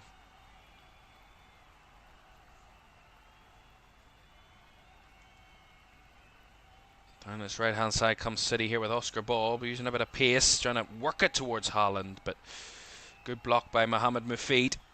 Goes for another City corner. 7 minutes of the normal time to go. City 2, Wydad 0.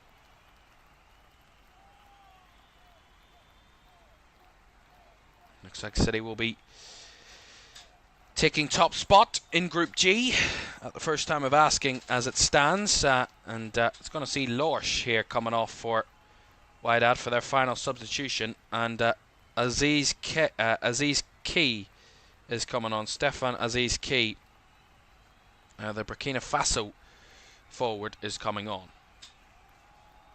Burkina Faso. What a great name for a country. Corner for Man City here. Right hand side. Looping one into the box. Too high though for all the sky blue shirts. And red shirts for that matter. As Oscar Bob just about keeps it in play on the far left side here. And City will just recycle the ball. Rodri.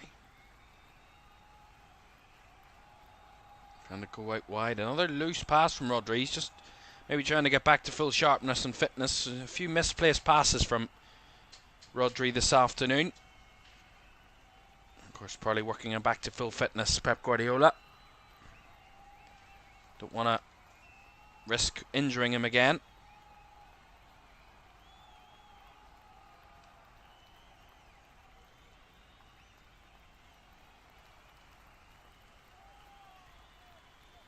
Throw in here for O'Reilly, and ball worked all the way back to Vito Reich. Down the right hand side comes Oscar Bob, and a little nibble at him there, and it goes out for a throw on the far side. So Arab says the Club World Cup is more interesting because Atleti might be knocked out in the most embarrassing way possible. As a Real Madrid fan, this is just the best case scenario. Fair enough. Fair enough. Yeah, you never know. A little bit embarrassing to lose 4-0 to PSG, but albeit 2 of those 4 goals were scored when they went down to 10. But yeah, work to do for Simeone's side. Welcome back, Forsaken. Great to have you with us again. Yeah, still 2-0. 4 minutes or so to go of the normal time. City with the 2 goals that were scored in the first half. Phil Foden and Jeremy Doku, the 2 scorers. Both have been now substituted by Pep Guardiola. Rodri and Oscar Bob coming on for those respective players. Well, what's next for Manchester City? Well, they will face Al Ain in their second game. That's on the 22nd. That's in 4 days' time. That is on Sunday. It's 9 Eastern, so that will be 2 a.m. on Monday, or Monday morning UK time. Yeah, so that's 9 Eastern. They'll be in the Mercedes-Benz Stadium in Atlanta, Georgia. That's on early hours of Monday morning, late Sunday, and then they face Juventus in the All-European Battle of Group G. That's at the Camping World Stadium in Orlando, and that is at 3 o'clock on the 26th, which is in 8 days' time, which is next Thursday. That's at 3 o'clock Eastern time, which is 8 o'clock UK time. On Thursday evening next week, and of course that is of course match day 3. All of the games in both groups, so both group games, both games in each group will kick off at the same time. In their respective groups on match day 3, as is the case, as is what you normally see at an internet tournament. There's a chance at a breakaway here for Wydad if they can make something of this and make it work. Yeah, if they can make it work, which they didn't. Oh, that's a little late there. Oh, that's going to be a red card, and it's going to be Rico Lewis that's going to get it here.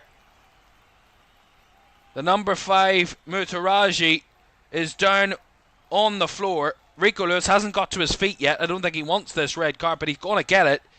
And the referee's already, no hesitation from the referee to pull out a red. Edison, the City captain, is having a chat with the referee, but it's red. He is off, Rico Lewis. He is in complete disbelief. The City bench are in disbelief. Whatever happened, it looked awkward between Mutaraji and Rico Lewis. We'll see it again. He got the ball, but it's the follow-through is absolutely dreadful. It's accidental, but this is horrendous. He hits the head.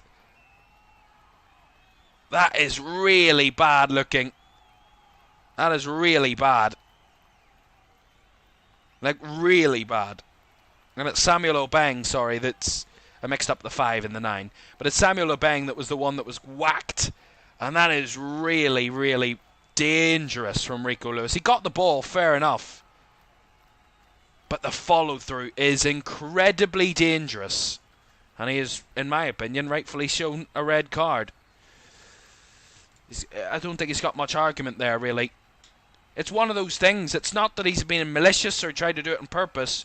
It's just one of those things. It was initially, he got the ball and cleared the ball, but he collided with the other opposition player, and he just whacked him in the face with his studs.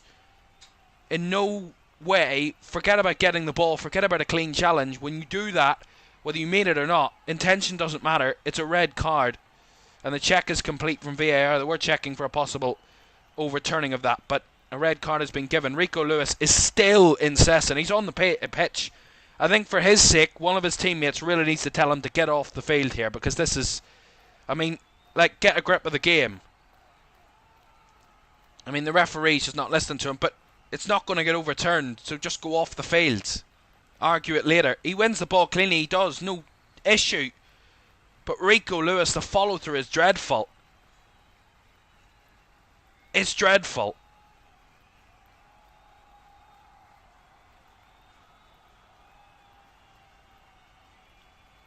He has got the ball, no doubt. He's won the challenge, 100%. But that follow-through is horrendous. Horrendous. No doubt about it. I never thought it was a foul, and I certainly didn't think that it was going to be a free kick, because he won the ball. But the referee saw it as reckless, the referee saw it as dangerous, and it was.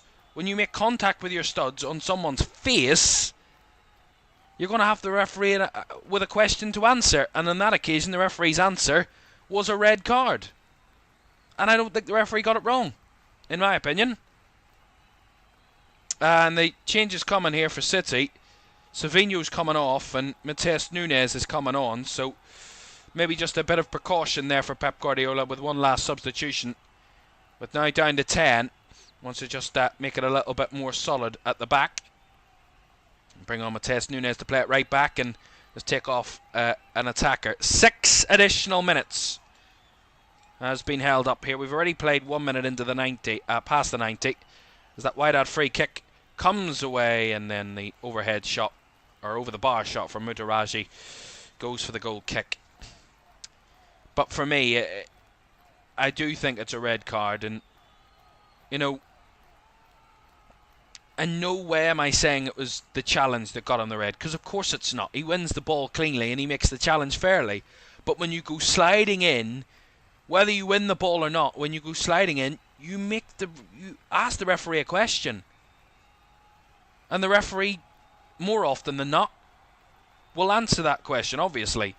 You give him a decision to make. And when you give the referee a decision to make, you can't then argue that this is the wrong decision because you've put yourself in that position. I'm not saying that he intentionally did it, Rico Lewis. I'm not saying that at all. But what I am saying is it was reckless. He was out of control. And on that, you can't just be let off the hook in those scenarios. And no way am I saying it's malicious. I think it's just naive and a little bit silly from Rico Lewis to do something like, to go full gung-ho into that challenge. And I get that he wins the ball, but a follow-through is still part of that move, and he followed through right into the player's face. 3 minutes of the 6 to go. A long ball in behind here. Erling Haaland's got through. Good save. Very good save by Ben Abid, who denied Erling Haaland one-on-one there. Haaland broke through. Got the angle. He tried to chip it past the keeper, and the keeper held on well. Held his height well. Didn't dive too quickly. And made a good block. Made his body big and denied Erling Haaland. Good save.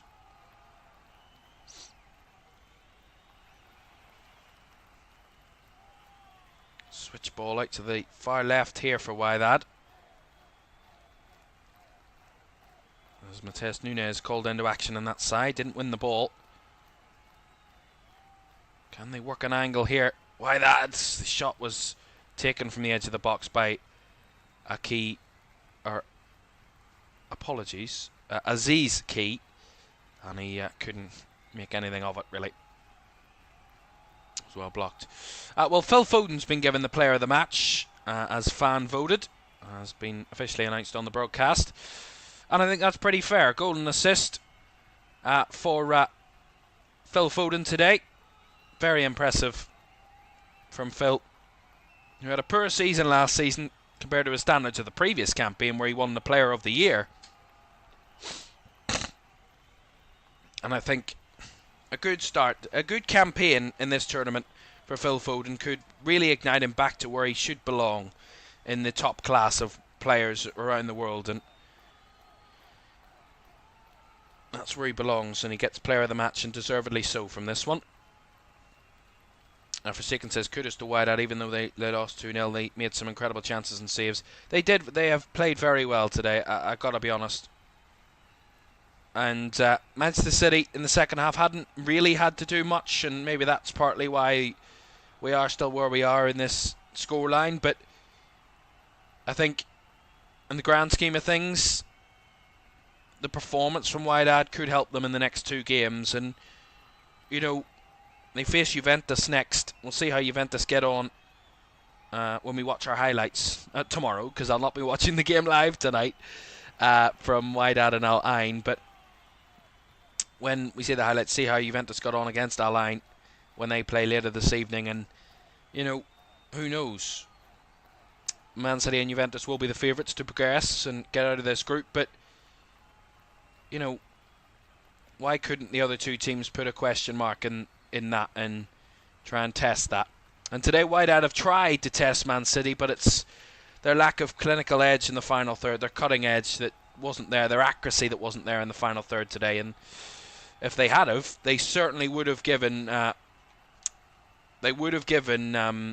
City a real scare today, but they couldn't, and that's what's come of this. My camera's froze, whatever's happened there. Apologies for that. That's very strange. There we go. There is the final whistle. 96 minutes up and done. Manchester City start off with in the end, pretty comfortable 3 points victory over the Moroccan side, Wydad AC. They tried with ever of their might, Wydad, to cause Man City concern today. They did in moments cause problems, but in the end, in the final third, they couldn't get it past Edison, or they couldn't really get past Manchester City. City, in the end, Phil Foden opened the scoring early. We thought it was going to be a real cakewalk for the citizens, but in the end, Wydad fought hard and made it harder for Man City than they needed it to be, really, in the end. And City, when they went 2-0 up through Jeremy Doku, they were comfortable and they cruised to the finish line. Rico Lewis, his red card might have put a spanner in the works late, but it was maybe too late for that to cause an impact. The referee, in conversation with Pep Guardiola, who is probably disputing that red card, but for me, a pretty fair decision from the referee. Final score from Lincoln Financial Field in Philadelphia. It's finished Manchester City 2, Wydad AC 0. And there we are. Thank you very much for joining us for this one. Reminder for you, we do have another one coming up your way very soon. Real Madrid taking on Al Hilal, and that's Group H. In around about an hour's time, that one kicks off at the in Miami for the Hard Rock Stadium. That kicks off Group H. That's at 8 o'clock. Right, thank you very much for joining us. When we have that game at 8 o'clock, we will look at the tables, we'll look at the results, and we'll also look ahead to what's to come. But we will see you very soon for that one. Thanks for your company for this one, and we'll see you in the next one very shortly. Bye-bye.